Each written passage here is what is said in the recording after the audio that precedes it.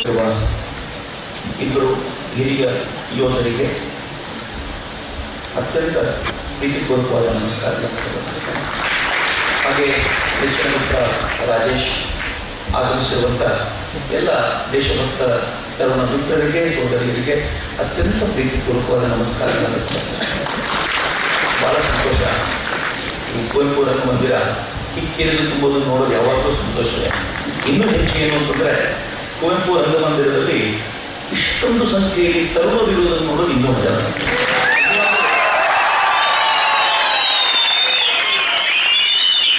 ನನಗೆ ಅನ್ಸುತ್ತೆ ಇವತ್ತು 99% ತರುಣರಿದ್ದಾರೆ, 99%. ಬಹುಶಃ ಈ ದೇಶದಲ್ಲಿ ಎಷ್ಟು ತರುಣರಿದ್ದಾರೋ ಪರ್ಸೆಂಟೇಜ್ ಲೆಕ್ಕದಲ್ಲಿ ಅದಕ್ಕಿಂತ ಜಾಸ್ತಿ ತರುಣರು ಇಲ್ಲೇ ಕೊಡುವಂತಿದ್ದಾರೆ. ಬಹಳ ಖುಷಿ ಪಡ್ತೀನಿ. ಹೆಚ್ಚಿನ ಸಂತೋಷ ಏನು ಅಂತಂದ್ರೆ, 1965ರ ಯುದ್ಧದ ನೆನಪನ್ನ ಮಾಡ್ಕೋಬೇಕು ಅಂತ ನಾವು ಎಲ್ಲೆಲ್ಲ ಕಾರ್ಯಕ್ರಮ ಮಾಡಿದ್ದೀವೋ ಅಲ್ಲೆಲ್ಲ ತರುಣರ ದಂಡು ಹಿಂಗೆ ಬಂದಿದೆ.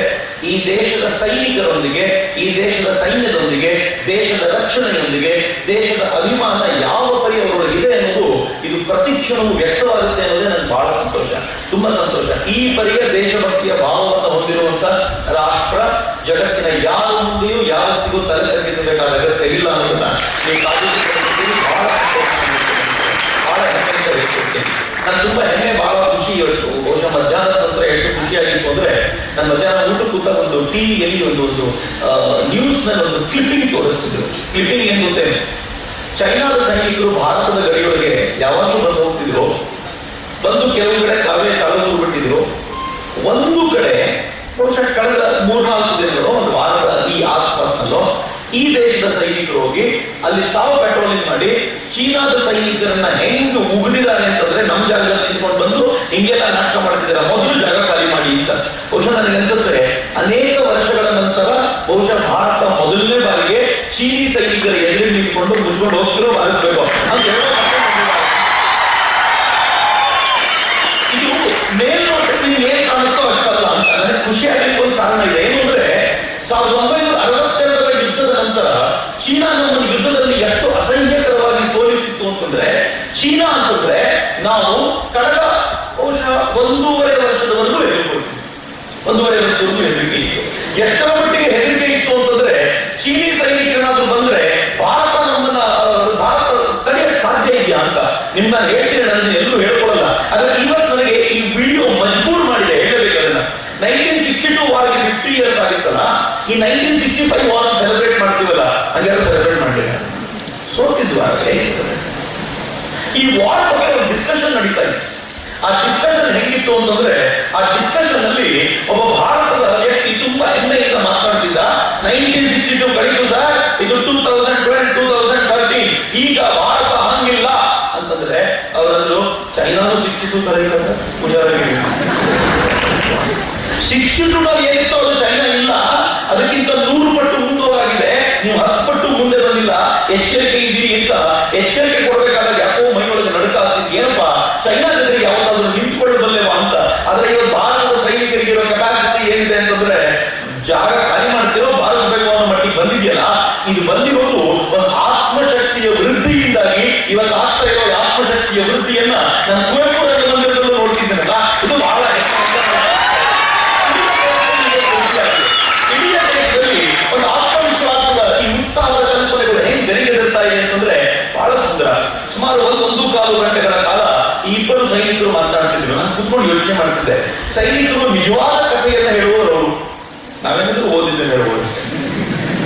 ಆದ್ರೆ ಮಜಾ ಏನು ಅಂತಂದ್ರೆ, ಯಾರು ಓದಿರ್ತಾರೋ ಅವರೇ ಯುದ್ಧದ ಬಗ್ಗೆ ಬಹಳ ಇಂಟ್ರೆಸ್ಟಿಂಗ್ ಆಗಿ ಹೇಳ್ಬಿಡ್ತಾರೆ. ಇದೇ ಅವರ ಪ್ರಾಬ್ಲಮ್ ಏನು ಅಂತಂದ್ರೆ, ಸೈನಿಕರು ಅವರು ತಮ್ಮ ಕ್ಷೇತ್ರವನ್ನ ಮಾತ್ರ ನೋಡಿರ್ತಾರೆ, ಅವರು ಆ ಕ್ಷೇತ್ರದಿಂದ ಹೊರಗೆ ಬಂದಿರ್ಲಿಕ್ಕೆ ಆಗಲ್ಲ.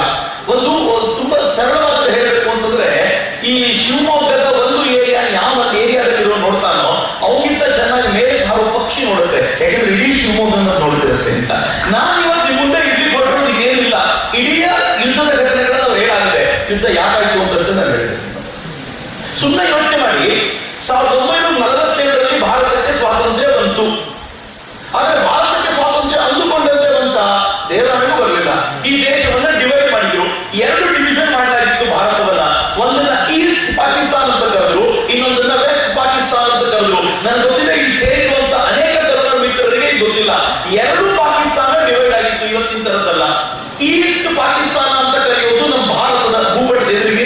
ನಮ್ಮ ಬಲಭಾಗದಲ್ಲಿತ್ತು, ವೆಸ್ಟ್ ಪಾಕಿಸ್ತಾನ ಅದು ನಮ್ಮ ಎಡ ಭಾಗದಲ್ಲಿತ್ತು. ಈಗೇನ್ ಪಾಕಿಸ್ತಾನ ಇದೆಯೋ ಅದು ವೆಸ್ಟ್ ನಲ್ಲಿತ್ತು, ಈಗಿರೋ ಬಾಂಗ್ಲಾದೇಶ ಈಸ್ಟ್ ನಲ್ಲಿತ್ತು. ಎರಡು ಪ್ರತ್ಯೇಕ ಭೂಮಿಗಳು, ಎರಡು ಪ್ರತ್ಯೇಕ ಭೂಮಿಗೆ ನಡುವೆ ಅಖಂಡವಾದ ಜಾಗ ಅದು ಭಾರತ. ಯಾರು ಇಮ್ಯಾಜಿನ್ ಮಾಡ್ಲಿಕ್ಕೆ ಹೋಗಲ್ಲ. ಹೆಂಗಿದೆ ಕಂಡೀಷನ್ ಅಂತಂದ್ರೆ, 100 ಎಕರೆ ಜಮೀನು, 100 acres ಆಫ್ ಲ್ಯಾಂಡ್ ಯಾರೋ ಒಬ್ಬರಿಗಿದೆ, ತುಂಬಾ ಸಭ್ಯ ಜನ ಅವರು. ಪಾಪ 100 ಎಕರೆ ಜಮೀನಲ್ಲಿ ಏನೋ ಕೃಷಿ ಮಾಡ್ಕೊಂಡು ಹಾಯಾಗಿದ್ದಾರೆ ಅವರು, ಎಲ್ರಿಗೂ ಒಳ್ಳೇದು ಮಾಡ್ಕೊಂಡು ಬದುಕಿದ್ದಾರೆ. ಅದರ ಪಕ್ಕದಲ್ಲಿ ಅದೇ ಜಮೀನನ್ನ ಗಲಾಟೆ ಮಾಡ್ಕೊಂಡು ಆ ತುದಿಯಲ್ಲಿ 1 ಎಕರೆ, ಈ ತುದಿಯಲ್ಲಿ 1 ಎಕರೆ ಯಾರೋ ತಿಳ್ಕೊಂಡಿದ್ದಾರೆ. ಹೆಂಗಿರ್ಬೋದು ಈಗ? ಈ ಎರಡೂ ತುದಿಯಲ್ಲಿ 1 ಎಕರೆ ಜಮೀನು ಇದೆ ಅನ್ನೋದು, ಇಲ್ಲಿಂದ ಅಲ್ಲಿಗೆ ಹೋಗ್ಲಿಕ್ಕಾಗಲ್ಲ, ಅಲ್ಲಿ ಇಲ್ಲಿ ಬರ್ಲಿಕ್ಕಾಗಲ್ಲ. ಇವ್ರು ಪದೇ ಪದೇ ಕಿರಿಕಿರಿ ಮಾಡ್ತಿರ್ತಾನೆ, ನನಗೆ ಜಾಗ ಕೊಡಬೇಕು, ದಾರಿ ಮಾಡಬೇಕು, ನನಗೆ ಅದು ಮಾಡಬೇಕು, ಇದು ಮಾಡಬೇಕು ಅಂತ ಕಿರಿಕಿರಿ ಹೆಂಗ್ ಮಾಡ್ತಾನೆ ಅಂತಂದ್ರೆ, ಈ ಸಭ್ಯ ವ್ಯಕ್ತಿ ಪಾಪ ತುಂಬಾ ಒಳ್ಳೆಯವನು, ಅವನ ಲ್ಯಾಂಡ್ ಒಳಗೆ ನುಗ್ಗೋದು, ಅವ್ನು ಬೆಳೆದಿರೋ ಬೆಳೆ ಕಿತ್ಕೊಂಡು ಹೋಗೋದು, ಅವನ ಲ್ಯಾಂಡ್ ಒಳಗೆ ನುಗ್ಗೋದು, ಅವ್ರ ಮಕ್ಕಳು ಆಡ್ತಾ ಇದ್ದ ಹೊಡೆದ್ಬಿಟ್ಟು ಹೋಗುದು. ಪಾಕಿಸ್ತಾನ ಇಂಥ ತರಲೆ ಕೆಲಸನೇ ಇದಕ್ಕಿಂತ 1947 ದೇಶ ಡಿವೈಡ್ ಮಾಡಿರೋದು ನನಗೆ ಬಹಳ ಆಶ್ಚರ್ಯ ಅನಿಸ್ತದೆ. ನಿಮ್ಗೊಂದು ಆಶ್ಚರ್ಯಕರವಾದ ಸಂಗತಿ ಹೇಳ್ತೀನಿ. ಇನ್ಫ್ಯಾಕ್ಟ್ ನಾನು ಪ್ರೇಮ್ ಶಂಕರ್ ಅವರು ಬರೆದಿರೋದು ಓದ್ತಿರ್ಬೇಕಾದ್ರೆ ನನಗೆ ಸತ್ಯ ಅನ್ನಿಸ್ತು. ಅವ್ರು ತುಂಬಾ ಸುಂದರವಾಗಿ ಎಕ್ಸ್ಪ್ಲೈನ್ ಮಾಡ್ತಾರೆ. ಹಿಂದೂ ಮುಸಲ್ಮಾನರು ಉತ್ತರ ಭಾರತದಲ್ಲಿ ಎಷ್ಟು ಡಿವೈಡ್ ಇದೆಯೋ ಅದಕ್ಕಿಂತ ಹೆಚ್ಚಿನ ಡಿವಿಷನ್ ಉತ್ತರ ಭಾರತ ಮತ್ತು ದಕ್ಷಿಣ ಭಾರತದಲ್ಲಿ. ಆಕ್ಚುಲಿ ಭಾರತವನ್ನು ಡಿವೈಡ್ ಮಾಡೋ ಅಗತ್ಯವೇ ಇರಲಿಲ್ಲ. ಹಂಗೇನಾದ್ರೂ ಕಲ್ಚರ್ಲಿ ಡಿವೈಡ್ ಮಾಡಬೇಕು ಅನ್ನೋ ಅಗತ್ಯವೇ ಇದ್ದಿದ್ರೆ ಬ್ರಿಟಿಷರಿಗೆ ಉತ್ತರ ಭಾರತ ಮತ್ತು ದಕ್ಷಿಣ ಭಾರತವನ್ನು ಮಾಡಬೇಕಿತ್ತು, ಮುಸಲ್ಮಾನ ಮತ್ತು ಹಿಂದೂ ಅಂತಲ್ಲ. ಯಾಕೆಂದ್ರೆ ಇವತ್ತಿಗೂ ಕೂಡ ನೀವು ಇವತ್ತಿಗೂ ಕೂಡ ನಾನು ಬಹಳ ಹಿಂದಿನ ಕಥೆ ಹೇಳ್ತಾ ಇಲ್ಲ. ಪಾಕಿಸ್ತಾನದ ಪರಿಸ್ಥಿತಿ ಹೆಂಗಿದೆ ಅಂತಂದ್ರೆ, ಅವ್ರು ಉರ್ದು ಫಿಲ್ಮ್ ನೋಡೋಕ್ಕಿಂತ ಹಿಂದಿ ಫಿಲ್ಮ್ ನೋಡೋದೇ ಜಾಸ್ತಿ. ಪಾಕಿಸ್ತಾನದಲ್ಲಿ ಮಾಧುರಿ ದೀಕ್ಷಿತ್ ಫೇವರೇಟ್ ಹೀರೋಯಿನ್ ಅನೇಕರಿಗೆ. ಪಾಕಿಸ್ತಾನದಲ್ಲಿ ದೀಪಿಕಾ ಪಡುಕೋಣೆ ಹುಚ್ಚಿ ಬೀಳ್ತಾರೆ ಅನ್ನೋ ತರುಣರು. ಪಾಕಿಸ್ತಾನಕ್ಕೆ ಭಾರತ ಫಿಲ್ಮ್ ಬಿಟ್ಟರೆ ಬೇರೆ ಜೀವನವೇ ಇಲ್ಲ. ಭಾರತದ ಸಿಡಿಗಳು ಹೈಯೆಸ್ಟ್ ಪೈರಸಿಯಾಗಿ ಮಾರಾಟ ಆಗೋದು ಪಾಕಿಸ್ತಾನದಲ್ಲಿ. ನೀವು ಇಮ್ಯಾಜಿನ್ ಮಾಡ್ಲಿಕ್ಕಾಗಲ್ಲ. ಪಾಕಿಸ್ತಾನದಲ್ಲಿ ಡೈರೆಕ್ಟ್ ಆಗಿ ಹೋಗಿ ಯೋಚನೆ ಮಾಡ್ತಾರೆ. ಈ ದೇಶದ ಬಟ್ಟೆಯನ್ನು, ಪಂಜಾಬಿ ಡ್ರೆಸ್ ಅನ್ನು ಹಾಕೊಳ್ಳಿಕ್ಕೆ ಪಾಕಿಸ್ತಾನಿಯರು ಹುಚ್ಚು ಪಡ್ತಾರೆ, ಪಾಕಿಸ್ತಾನದಲ್ಲಿರುವಂತದನ್ನು ಕಾಪಿ ಮಾಡಲಿಕ್ಕೆ ಪಂಜಾಬ್ ಹುಚ್ಚು ಪಡ್ತಾರೆ. ಇಷ್ಟರ ಮಟ್ಟಿಗೆ ಇಬ್ಬರ ಸಂಬಂಧ ತುಂಬಾ ಚೆನ್ನಾಗಿತ್ತು. ಬ್ರಿಟಿಷರು ತಮಗೆ ತಮ್ಮ ಸಾರ್ವಭೌಮತ್ವವನ್ನು ಉಳಿಸಿಕೊಳ್ಳಿಕ್ಕೋಸ್ಕರವೇ ಪಾಪಿಗಳು ದೇಶವನ್ನು ಡಿವೈಡ್ ಮಾಡಿಕೊಂಡು ಅದನ್ನ ಜಾತಿ ಧರ್ಮಗಳ ಹೆಸರನ್ನು ಕಿತ್ತಾಟ ಅಂತ ಬಿಟ್ಕೊಂಡು, ಈ ದೇಶವನ್ನು ಆಳೋ ನಾಯಕರಿಗೆ ಸ್ವಲ್ಪ ಮಟ್ಟಿಗೆ ಬುದ್ಧಿ ಚೆನ್ನಾಗಿರ್ತಿದ್ರೆ ಎಲ್ಲವೂ ಸರಿ ಹೋಗಿರ್ತಿತ್ತು. ಆದ್ರೆ ಸ್ವಾರ್ಥ ಹೆಂಗಿತ್ತು ಅಂತಂದ್ರೆ, ಕುರ್ಚಿ ಗಟ್ಟಿಯಾಗಿ ಹಿಡ್ಕೊಳ್ಳೋದು ಎಲ್ಲರಿಗೂ ಇಷ್ಟ. 1947ರಲ್ಲಿ ಕಾಶ್ಮೀರದ ಚರ್ಚೆ ಬಂತು. ಕಾಶ್ಮೀರವನ್ನ, ಈ ದೇಶವನ್ನ ಡಿವೈಡ್ ಮಾಡಿಕೊಟ್ಟಂತವ್ರು ಡಿವೈಡ್ ಮಾಡಿಕೊಟ್ಟಾಗಿತ್ತು. ಕಾಶ್ಮೀರ ನಮ್ಮ ಹತ್ರ ಇತ್ತು, ಉಳಿದ ಪಾರ್ಟ್ ಅವ್ರ ಹತ್ರ ಇತ್ತು. ಆದ್ರೆ ಕಾಶ್ಮೀರದ ರಾಜ ಭಾರತಕ್ಕೆ ಬರಬೇಕು, ಪಾಕಿಸ್ತಾನಕ್ಕೆ ಹೋಗ್ಬೇಕು, ನಾನು ಪ್ರತ್ಯೇಕವಾಗಿರ್ಬೇಕು ಅಂತ ತುಂಬಾ ತಲೆ ಕೆಡ್ಕೊಂಡು ಕೂತಿದ್ದ. ಆದ್ರೆ 1947ರಲ್ಲಿ ಸ್ವಾತಂತ್ರ್ಯ ಬಂದ ಕೆಲವೇ ದಿನಗಳಲ್ಲಿ ಯಾವಾಗ ಪಾಕಿಸ್ತಾನ ಕಾಶ್ಮೀರದಲ್ಲಿ ದಾಳಿ ಮಾಡಿಬಿಡುತ್ತೋ, ಆಗ ಕಾಶ್ಮೀರದ ರಾಜ ಹರಿಸಿಂಗ ತುರ್ತಾಗಿ ಭಾರತ ಸರ್ಕಾರಕ್ಕೆ ಒಂದು ಪತ್ರ ಬರೆದು ಕೊಟ್ಟ, ನಾನು ಭಾರತಕ್ಕೆ ಸೇರ್ಕೊಳ್ತೀನಿ, ನನ್ನ ಕಾಶ್ಮೀರ ಉಳಿಸ್ಕೊಡಿ ಅಂತ. ಈ ದೇಶ ದಾಳಿ ಮಾಡಿತು. ಹೇಗೆ ಪಾಕಿಸ್ತಾನದ ಮೇಲೆ ಸವಾರಿ ಮಾಡಿ ನಿಂತ್ಬಿಡ್ತು ಅಂತಂದ್ರೆ, ಪಾಕಿಸ್ತಾನ ಎಕ್ಸ್ಪೆಕ್ಟ್ ಮಾಡಿರಲಿಲ್ಲ. ಸೋತು ಸುಣ್ಣವಾಗಿ ವಾಪಸ್ ಪಾಕಿಸ್ತಾನ ಹೋಯ್ತು. ಸುಮ್ಮನೆ ಹೋಗ್ತಿತ್ತದು. ಆದ್ರೆ ಹೋಗೋಕ್ಕಿಂತ ಮುಂಚೆ ಈ ದೇಶದ ಅತ್ಯಂತ ಬುದ್ಧಿವಂತ, ಸೋಕಾಲ್ಡ್ ಬುದ್ಧಿವಂತ ಪ್ರಧಾನಿ ಸುಮ್ಮನೆ ಇರ್ಲಿಕ್ಕಾಗದೆ, ಕೆಲವರಿಗೆ ಇರುತ್ತೆ, ತಮಗೂ ಸ್ವಂತ ಬುದ್ಧಿ ಇರಲ್ಲ, ಬೇರೆ ಹೇಳಿದ್ದನ್ನು ಕೇಳಲ್ಲ. ಈ ದೇಶದ ಮೊದಲನೇ ಪ್ರಧಾನಿ ಹಂಗೆ ಇದ್ರು. ದೇವರಾಣಿಗೂ ಬುದ್ಧಿ ಇರಲಿಲ್ಲ ಅವರಿಗೆ.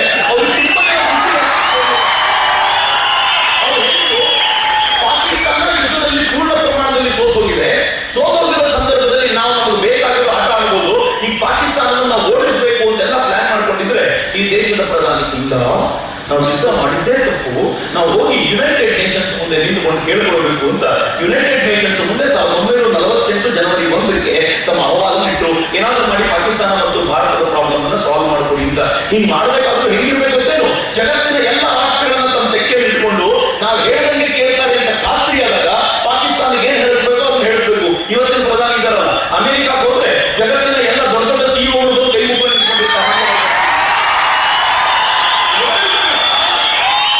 ಜಗತ್ತನ್ನ ನಿಮ್ಮ ಕಡೆ ಅಟ್ರಾಕ್ಟ್ ಮಾಡಿಟ್ಕೊಂಡು ಯುಎನ್ ಮುಂದೆ ಏನ್ ಬೇಕಿದ್ರು ಕೇಳ್ಬೋದು. ಆದ್ರೆ ಈ ದೇಶದ ಪ್ರಧಾನಿ ಹೇಗಿದ್ರು ಗೊತ್ತೇನು? ಹಗಲು ರಾತ್ರಿ ಸಿಕ್ಕಾಗೆಲ್ಲ ಅಮೆರಿಕ ಬೇಕಿದ್ರು. ಯಾಕೆ ಬೇಕಿದ್ರು ಗೊತ್ತಾ?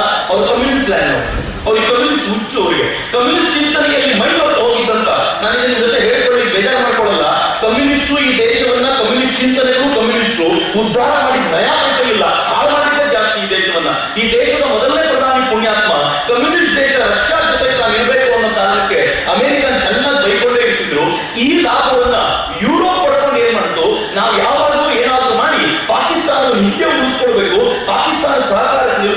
ಅಮೆರಿಕ ತಾಕೀತು ಮಾಡಿ.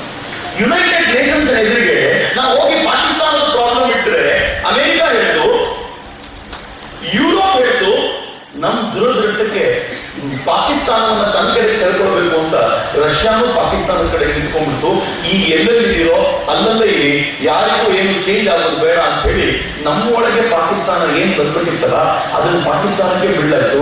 ಉಳಿದ ಲ್ಯಾಂಡ್ ಮಾತ್ರ ನಮ್ಮ ಹತ್ರ ಉಳ್ಕೊಳ್ತು. ಲೈನ್ ಆಫ್ ಕಂಟ್ರೋಲ್ ಶುರುವಾದದ್ದು ಹಾಗೆ ಆಕ್ಚುಯಲ್ ಬೌಂಡ್ರಿ ಹೋಗಿಬಿಟ್ಟು ಯಾರನ್ನ ನಿಲ್ಲಿಸ್ಬೇಕು ಇವತ್ತು ಕರ್ಕೊಂಡ್ಬಂದು ಪುಟ್ಟಗಟ್ಟಿಯಲ್ಲಿ ನಿಲ್ಲಿಸ್ಕೊಂಡು ಶೂಟ್ ಮಾಡಿಸ್ಬೇಕು. ಯಾಕೆ ನಿಲ್ಲಿಸ್ಬೇಕು ಅಂತಂದ್ರೆ ಈ ದೇಶದ 100 ಹೆಕ್ಟೇರ್ ಜಮೀನನ್ನ UN ಹತ್ರ ತಗೊಂಡು ಬಿಟ್ಕೊಂಡ್ಬಿಟ್ನಲ್ಲಪ್ಪ ಪುಣ್ಯಾತ್ಮ, ಯಾಕಂದ್ರೂ ತಗೊಂಡು ಹೋದೆ ಅಂತ ಪ್ರಶ್ನೆ ಕೇಳೋಣ ಅಂದ್ರೆ ಯಾರಿಗೆ ಕೇಳೋಣ? ಹೋಯ್ತು ಲ್ಯಾಂಡ್ ಅವತ್ತು. ಇವತ್ತು ನಮಗೆಲ್ಲ ಕಾಶ್ಮೀರದ ಚಿತ್ರ ಬರೀ ಜಮ್ಮು ಕಾಶ್ಮೀರದ್ದು ಅಂತಂದ್ರೆ ನಮ್ಮ ಹುಡುಗರು ಮೈಸೂರು ಪೇಟದ ಚಿತ್ರ ಬರೀತಾರಲ್ಲ, ದೇವರಾಣಿಗೂ ಹಂಗಿಲ್ಲ ಜಮ್ಮು ಕಾಶ್ಮೀರ. ಅದು ಚೂಪಾಗಿ ಹೋಗಿದೆ, 1/3 ಪಾರ್ಕ್ ಹೋಗಿದೆ, 1/3 ಪಾರ್ಕ್ ಹೋಗಿದೆ, ಹಾಳಾಗೋಗಿ. ಪಾಕಿಸ್ತಾನ ಎಂತ ಧೂರ್ತ ಕೆಲಸ ಮಾಡ್ತು ಅಂತಂದ್ರೆ 1962 ವಾರ್ ನಂತರ ತಾನು ಇಟ್ಕೊಂಡಿದ್ದಂತ ಒಂದು ಮಹತ್ವದ ಜಾಗವನ್ನ ಚೈನಾ ಕೊಟ್ಟು ಆಕ್ಸೈಡ್ ಚೀನ್ ಅಂತ ಅಪ್ಪನ ಆಸ್ತಿ ಅನ್ನೋದರ ಚೈನಾ ಗಿಫ್ಟ್ ಕೊಟ್ಟು ಅತ್ಯಂತ ಮಹತ್ವಪೂರ್ಣವಾದ ಜಾಗವನ್ನ ಚೈನಾ ಕೊಡೋ ಪರಿಸ್ಥಿತಿ ಬಂದಲ್ಲ. ಯಾರು ನಿಲ್ಲಿಸ್ಬೇಕು? ನಾನು ಬಹಳ ಹೊಟ್ಟೆ ಹೇಳ್ತೀನಿ. ಯಾಕೆ ಹೇಳ್ತೀನಿ ಅಂತಂದ್ರೆ ಈ ದೇಶದ ರಾಜಕಾರಣ ಮೊದಲಿಗೆ ಆಳ್ಲಿಕ್ಕೆ ಅಂತ ಕೂತವರಿಗೆ ನಯಾ ಪೈಸೆ ಒಂದು ದೇಶದ ಪರಿಕಲ್ಪನೆ ಇರ್ಲಿಲ್ವಲ್ಲ ಅನ್ನೋದೇ ಹೊಟ್ಟೆ ಉರಿಗೆ ನನಗೆ ಅಂತ. ಈ ದೇಶವನ್ನ ಬಿಟ್ಕೊಡ್ಬೇಕಾದ್ರೆ ಕ್ಲೆಮೆಂಟ್ ಆಕ್ಚುಲಿ ಹೇಳಿದ್ದ, ನೀವ್ ಎಷ್ಟು ಅಯೋಗ್ಯರು ಅಂದ್ರೆ ನಮ್ಗೆ ಹೇಳಿದವನು, ನೀವ್ ಎಷ್ಟು ಅಯೋಗ್ಯರು ಅಂದ್ರೆ ನಿಮ್ಗೆ ಆಳ್ಕೊಳ್ಳಿಕ್ಕೆ ಬರಲ್ಲ, ಅಸಹ್ಯವಾಗಿ ಆಳ್ಕೊಳ್ತೀರಿ, ಆಮೇಲೆ ನಮ್ಮ ಕಾಲಿಗೆ ಬೀಳ್ತೀವಿ ನೋಡಿ ಅಂತ. ಅವ್ನು ಹಂಗೆ ಮಾಡಿಕೊಡ ನಾವು ಸತ್ಯವಾದ ಅಸಹ್ಯವಾಗಿ ಆಳ್ಕೊಳ್ಳೋ ಪರಿಸ್ಥಿತಿ ಬಂದ್ಬಿಟ್ಟು ಪಾಕಿಸ್ತಾನ ತುಂಬಾ ಲಾಭ ಆಗಿತ್ತು.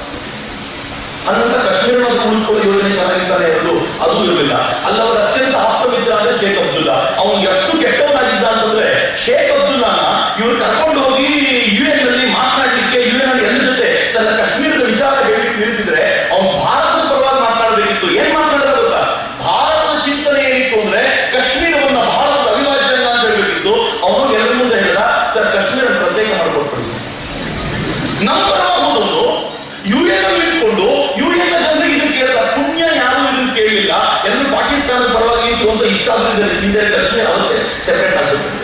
ಅಷ್ಟಕ್ಕೆ ಸುಮ್ಮನೆ ಶೇಖ್ ಅಬ್ದುಲ್ಲಾ ವಾಪಸ್ ಬಂದ. ನಾನು ಸ್ವಲ್ಪ ತಲೆ ಕೆಟ್ಟಿದ್ದಾಗ ಸ್ವಲ್ಪ ಬೇರೆ ಐಡಿಯಾ ಕೊಡ್ತೀನಿ ಅಂತಂದ. ಏನ್ ಐಡಿಯಾ ಕೊಟ್ಟ ಗೊತ್ತಾ?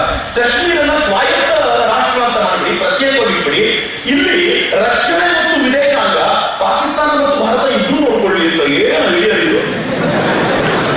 ರಕ್ಷಣೆ ಮತ್ತು ವಿದೇಶಾಂಗ ಎರಡು ದೇಶಗಳು ನೋಡ್ಕೊಳ್ಳಿ, ನಮ್ಮನ್ನು ಪ್ರತ್ಯೇಕ ರಾಷ್ಟ್ರ ಮಾಡಿ ಅಂತ. ಅದು ಪ್ರಾಕ್ಟಿಕಲ್ ಅಲ್ಲ, ಇಂಪ್ರಾಕ್ಟಿಕಲ್ ಐಡಿಯಾ ಅಂತ ಎಲ್ಲೂ ಸುಮ್ಮನೆ. ಅದು ಕೊನೆಗೆ ಒಂದು ಐಡಿಯಾ ಬಂದ. ಐಡಿಯಾ ಏನು ಅಂತಂದ್ರೆ ಕಾಶ್ಮೀರದ ಯಾವ ಮುಖ್ಯಮಂತ್ರಿ ಇದ್ದಾನೋ ಅವನು ವಜೀರ್ ಆಜಮ್ ಆಫ್ ಕಾಶ್ಮೀರ್ ಅಂತ ಕರೀಲಿಲ್ಲ. ವಜೀರ್ ಆಜಮ್ ಆಫ್ ಕಾಶ್ಮೀರ ಅಂದ್ರೆ ಏನು ಗೊತ್ತೇನು? ಪ್ರಧಾನಮಂತ್ರಿ ಆಫ್ ಕಾಶ್ಮೀರ್. ಸಿಎಂ ಅಲ್ಲ, ಪ್ರಧಾನಮಂತ್ರಿ ಆಫ್ ಕಾಶ್ಮೀರ್. ಕಾಶ್ಮೀರದಲ್ಲಿ ಎಂತ ವ್ಯವಸ್ಥೆ ಮಾಡ್ಕೊಡ್ಬೇಕು ಅಂತಂದ್ರೆ ಕಾಶ್ಮೀರಕ್ಕೆ ಪೂರ್ಣ ಪ್ರಮಾಣದ ಎಲ್ಲ ಅಧಿಕಾರವನ್ನು ಕೊಡಬೇಕು. ಮತ್ತು ಎರಡನೇದು ಕಾಶ್ಮೀರಕ್ಕೆ ಪ್ರತ್ಯೇಕ ಧ್ವಜ ಕೊಡಬೇಕು, ಪ್ರತ್ಯೇಕ ಸಂವಿಧಾನ ಕೊಡಬೇಕು, ಕಾಶ್ಮೀರಕ್ಕೆ ತನಗೆ ಬೇಕಾಗಿರುವಂತ ಎಲ್ಲವನ್ನು ಮಾಡೋ ಅಧಿಕಾರ ಕೊಡಬೇಕು. ಮತ್ತು ನಾಲ್ಕನೇ ಒಂದು ಕೇಳಿಕೆ ಏನು ಅಂತಂದ್ರೆ ಕಾಶ್ಮೀರದಲ್ಲಿ ಬೇರೆ ರಾಜ್ಯದ ಬೇರೆ ಭಾಗದ ಜನ ಬಂದು ಲ್ಯಾಂಡ್ ಪರ್ಚೇಸ್ ಮಾಡುವಂತಿಲ್ಲ ಅಂತ ಇದನ್ನು ಕಾನೂನು ಮಾಡ್ಕೊಡ್ಬೇಕು ಅಂತ. ಮೊದಲನೇ 2 ಒಪ್ಕೊಳ್ಳಿಲ್ಲ. ಕೊನೆಯದಕ್ಕೆ ನೆಹರು ಒಪ್ಕೊಂಡು ಏನ್ ಮಾಡಿದ್ರು, ಆರ್ಟಿಕಲ್ 370 ಅಂತ ಈ ದೇಶದ ತಲೆಯಲ್ಲಿ ಹೋಗ್ತಾನೆ. ಇವತ್ತಿಗೂ ಕಾಶ್ಮೀರಕ್ಕೆ ನಾವು ಹೋಗ್ಬೇಕಾದ್ರೆ ವಿಶೇಷವಾದ ಪರ್ಮಿಷನ್ ಬೇಕು. ಇವತ್ತಿಗೂ ನಾವು ಕಾಶ್ಮೀರಕ್ಕೆ ಹೋದ್ರೆ ಬದುಕು ಬರ್ತೀವಿ ಅನ್ನೋ ಗ್ಯಾರಂಟಿ ಇಲ್ಲ ಅನ್ನೋ ಹೋಗಿರ್ತೀವಿ. ಇವತ್ತು ಕಾಶ್ಮೀರದ ಲ್ಯಾಂಡ್ ಅನ್ನು ತಗೊಳ್ಳೋ ಸ್ಥಿತಿ ನಮ್ಗಿಲ್ಲ. ಕಾಶ್ಮೀರದ ಹುಡುಗಿಯನ್ನ ಪಾಕಿಸ್ತಾನದ ಹುಡುಗ ಮದುವೆ ಆದ್ರೆ ಅವನು ಲ್ಯಾಂಡ್ ತಗೋಬಹುದು. ನಾನೊಬ್ಬ ಕರ್ನಾಟಕದ ಹುಡುಗಾಗಿ ಕಾಶ್ಮೀರದ ಡೆವಲಪ್ಮೆಂಟ್ ಲ್ಯಾಂಡ್ ತಗೊಳ್ಳೋ ಪರಿಸ್ಥಿತಿ ಇಲ್ಲ. ಇವತ್ತಿಗೂ ಆರ್ಟಿಕಲ್ 370 ಹೇಳುತ್ತೆ. ಈ ಎಲ್ಲ ಗೊಂದಲದ ನಡುವೆ ಆ ಕಾಶ್ಮೀರವನ್ನ ಗೊಂದಲದ ಗೂಡಾಗಿಟ್ಟಿದ್ದ. ಅವ್ರಿಗೆ ಗೊತ್ತಿರಲಿಲ್ಲ ಮಿತ್ರರೇ, ಇವಾಗ ಬಂಡಲ್ ಎಕ್ಸೈಸ್ ನಮ್ಮಲ್ಲಿ ಅನೇಕರಿಗೆ ಗೊತ್ತಿಲ್ಲ. ಕಾಶ್ಮೀರದ ಜನ ಆದರೂ ಭಾರತದ ಪರವಾಗಿ ಅವ್ರಿಗೆ ಗೊತ್ತಿತ್ತು ನಮ್ಮನ್ನು ಕಾಪಾಡಲಿಕ್ಕೆ ಸಾಧ್ಯ ಇದೆ ಭಾರತಕ್ಕೆ ಮಾತ್ರ. ಆದರೆ ಈ ದೇಶಕ್ಕೆ ಒಟ್ಟಾರೆ ಏನಾಯ್ತು, 1947ರಿಂದ ಈಚೆಗೆ ನಿಧಾನವಾಗಿ ಭಾರತ ಬೇರೆ ಬೇರೆ ದಿಕ್ಕಿನಲ್ಲಿ ತಾನು ಸಾಧ್ಯವಾದಷ್ಟು ಬೆಳೆಯುವ ಪ್ರಯತ್ನ ಮಾಡ್ತಿದ್ದಾಗ ಕಾಶ್ಮೀರದಲ್ಲಿ ಗೊಂದಲಗಳು ಹುಡ್ತಾ ಇದ್ದು. ನಾವು ಅದಕ್ಕೆ ಸರಿಯಾದ ಟ್ರೀಟ್ಮೆಂಟ್ ಕೊಡಲಿಲ್ಲ. ಶೇಖ್ ಅಬ್ದುಲ್ಲಾ ನಂಬ್ಕೊಂಡು ದೆಹಲಿ ಸುಮ್ಮನೆ ಇತ್ತು. ಶೇಖ್ ಅಬ್ದುಲ್ಲಾ ತನಗೆ ಏನೇನು ಬೇಕೋ ಅದನ್ನು ಮಾಡ್ಕೊಳ್ತಾ ಹೋದ. ಶೇಖ್ ಅಬ್ದುಲ್ಲಾ ಪಾಕಿಸ್ತಾನ ಜೊತೆಗೂ ಸಂಬಂಧ ಇಟ್ಕೊಂಡ, ಚೀನಾ ಜೊತೆಗೂ ಸಂಬಂಧ ಇಟ್ಕೊಂಡ. ಭಾರತಕ್ಕೆ ಎಷ್ಟು ತೊಂದರೆ ಕೊಡಬೇಕೋ ಕೊಡ್ತಾನೆ ಇದ್ದ. ಈ ಹೊತ್ತಿಗೆ ಒಂದು ಮಹತ್ವದ ಘಟನೆ ನಡೀತು, ತುಂಬಾ ಸುಂದರವಾದ ಮತ್ತು ಗಮನಿಸಬೇಕಾಗಿರುವಂತದ್ದು. ಪಾಕಿಸ್ತಾನದಲ್ಲಿ ಅಧ್ಯಕ್ಷನಾಗಿ ಜನರಲ್ ಅಯೂಬ್ ಖಾನ್ ಅವರು, ಸೈನಿಕರ ಕಡೆಯಿಂದ ಬಂದಂತವರು ಅಯೂಬ್ ಖಾನ್. ಅಯೂಬ್ ಖಾನ್ ಎಂತ ಮನುಷ್ಯ ಅಂತಂದ್ರೆ ಭಾರತದೊಂದಿಗೆ ಸ್ನೇಹ ಸಂಬಂಧ ವೃದ್ಧಿ ಆಗಬೇಕು ಅಂತ ಬಹಳ ಇಷ್ಟ.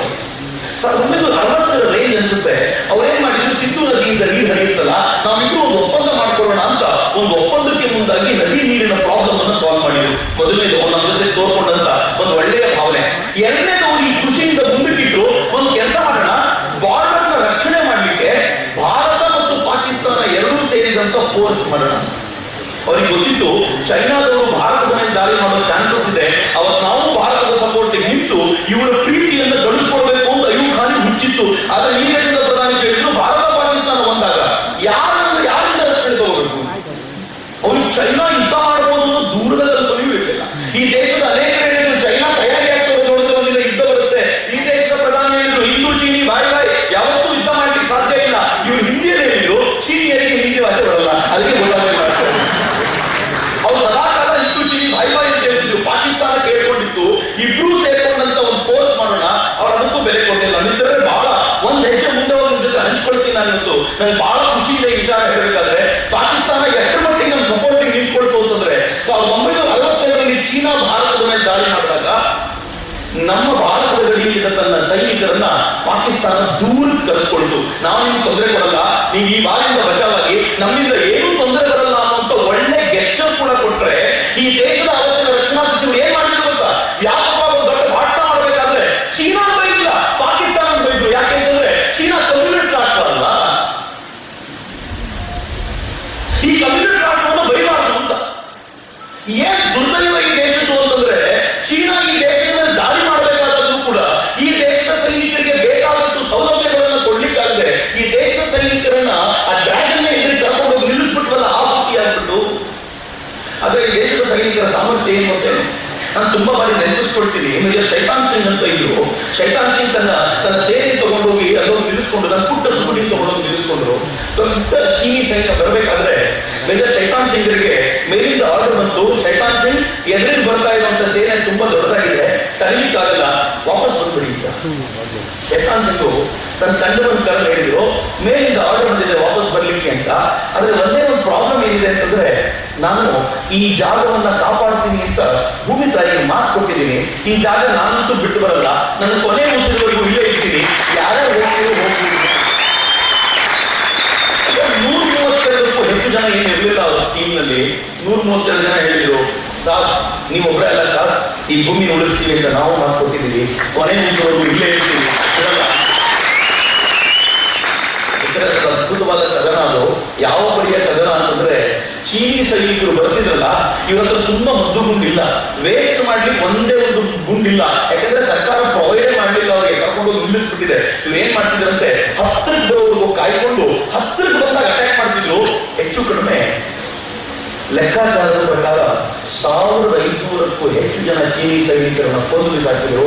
ಮನೆ ನೋಡಿದ್ರೆ 132ರಲ್ಲಿ 7 ಜನ ಮಾತ್ರ ಬಾಕಿ ಇದ್ರು. ಮೇಜರ್ ಶೈತಾನ್ ಸಿಂಗ್ ಇದ್ರಲ್ಲ, ಅವ್ರ ದೇಹದ ಒಳಗೆ ಬಾಡಿ ಒಳಗೆ ಎಷ್ಟೊಂದು ಗುಂಡುಗಳು ಹೋಗಿದ್ವು.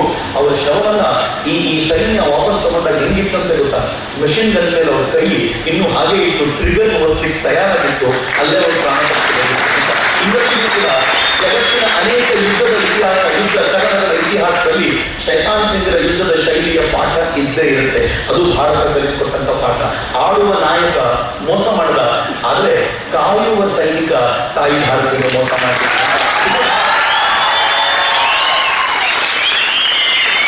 ಅವತ್ತು ಏನಾಗಿತ್ತು ಗೊತ್ತೇ?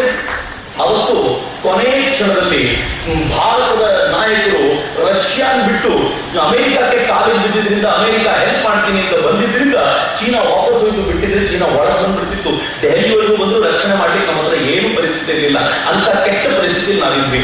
ಆದ್ರೆ ಅಷ್ಟೊತ್ತಿಗೆ ಪಾಕಿಸ್ತಾನ ತಾನು ಅಮೆರಿಕಾದೊಂದಿಗೆ ಬೇಕಾಗಿರುವಂತಹ ಎಲ್ಲ ಸಂಬಂಧವನ್ನ ಗಟ್ಟಿ ಮಾಡ್ಕೊಂಡಿದೆ.